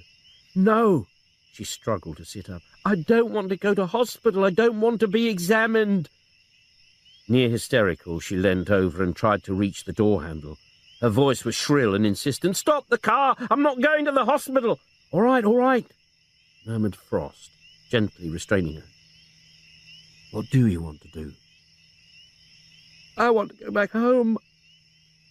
I want to shower. I want to get clean." "All right," nodded Frost, "if that's what you want." To Burton he said, "Take her home, son. Take her home." Frost stared out of the window. Snow, driven by a blustery wind, had coated the car park in white, and from the state of the sky there was a lot more to come down. He didn't want to venture outside in such weather, but he and Morgan had been ordered to attend the coroner's inquest, and he had been warned that the solicitor for Weaver's family was after his blood. Also, he'd been tipped off that the London press would be there in force to witness the humiliation of an officer who had hounded an innocent man to his death. He went back to his desk and yet again studied the transcript of the last interview he'd had with Weaver, the one they were going to read out in the court. Frost, showing photograph. "Recognize her? That's how we found her. Were her eyes wide open like that when you raped the poor little cow? 7 years old, you bastard, 7 years old." Weaver: "You're trying to incriminate me. You want a suspect, so you're framing me." Frost: "Did you give her one of your green sweets first? Here, little girl, have a sweetie while your nice Uncle Charlie rapes you, then chokes the bloody life out of you?" Weaver: Sound of sobbing. You framed me. You planted that body, you... Sounds of choking, asthma attack brought on by questioning. He was aware of Morgan's chin digging into his shoulder as the DC read the transcript with him. Doesn't read too good, does it, Gov? Thanks, Taff, grunted Frost, pushing the transcript back into its folder. You've cheered me up no end. He was missing something. And what the hell was it? Frost thumbed through the file and came across Mrs. Weaver's death certificate with brief details of her illness. Something on the death certificate screamed at him. He pulled it out to study it more closely, then leant back in his chair and smiled. Who's a silly sod? Me? Answered Morgan cheerfully. Apart from you, Taff, me. I'm the silly sod. He tossed the death certificate over. Look at the address. Dean's Cottage, Fern Lane, Denton, read Morgan. He frowned. Well, he got it wrong, Gov. She lived with Weaver in Argyle Street. She only moved in with him when she was taken ill, Taff. She had her own place. I should have bloody realised. I don't see the point, said Morgan. I'll tell you the point. When I told Weaver we'd found Jenny's body, he didn't ask where. He just started screaming and shouting that we'd planted her body to frame him. Oh, perhaps I'm a bit thick, Gov. There's no perhaps about it. Weaver didn't ask where we found it because he'd assumed we'd found it where he left it. He accused us of planting it because he had left it in a place that would point the finger straight back at him. Morgan's eyes widened as the light dawned. You mean his mother's place? Yes. No wonder we found no evidence in Argyle Street. Then who moved it? I'm not sure, but I've got a bloody good idea. His windscreen wipers had cleared a hole through the snow-plastered glass. It was still snowing heavily and everything was blanketed in white. Dane's cottage, with its lopsided for sale sign, was the only property in Fern Lane. A brown estate car was parked outside. He scrunched over thick snow to the front door and knocked.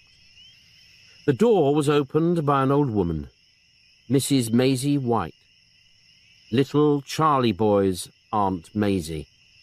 At first she appeared disconcerted, then resigned to see the inspector. She knew why he had come. You've left it too late. He stepped inside. The place had been stripped bare. Furniture removed, carpeting taken up, floorboards swept and scrubbed clean. She followed him as he wandered from empty room to empty room. No lampshades, no curtains, nothing. You've done a bloody good job of removing all the evidence, he told the woman. Where did you find the kid's body? It took a long time for her to reply. Upstairs, she said at last, leading him up the stairs to a curtainless room. In here. She stood by the door. This was his mother's bedroom. If she knew what her darling son had been doing... She shook her head. Charlie was her little angel. He could do no wrong. She walked into the room and shivered. That poor little mite. She closed her eyes and screwed up her face. The terrible things he'd done to her. Why did you cover up for him? Asked Frost. I always covered up for him, she said. It would have broken his mother's heart if she knew what he was really like. There were photographs, filthy photographs. Charlie and children. Where are they? I burnt them. And you sent the anonymous letter with the button? Yes. Now Frost was shivering as he looked round the room where Jenny and Vicky had spent the last few terrible moments of their short lives. I want you to come back to the station with me and make a statement. She shook her head firmly. No. I told you for your own peace of mind, Inspector, but I'm not making any statements. I shall deny everything I've told you. Why? Charlie's dead, his mother's dead. I'm not bringing shame on the family. Sod the family! Half an hour's time I'm going to be pilloried in the coroner's court for hounding an innocent man to death. I could be kicked out of the force. She lowered her head. I'm sorry, Inspector. That's how it's got to be. Frost stared at her. She raised her head and stared back, lips tight and determined. She wasn't going to change her mind.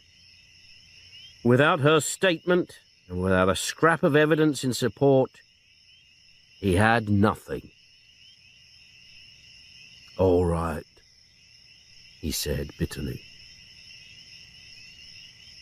He was about to go when he saw it. On the window ledge. The window ledge of the room where she had found Jenny's body. A toilet roll. He walked across and picked it up. Nearly new. Just a few sheets torn off.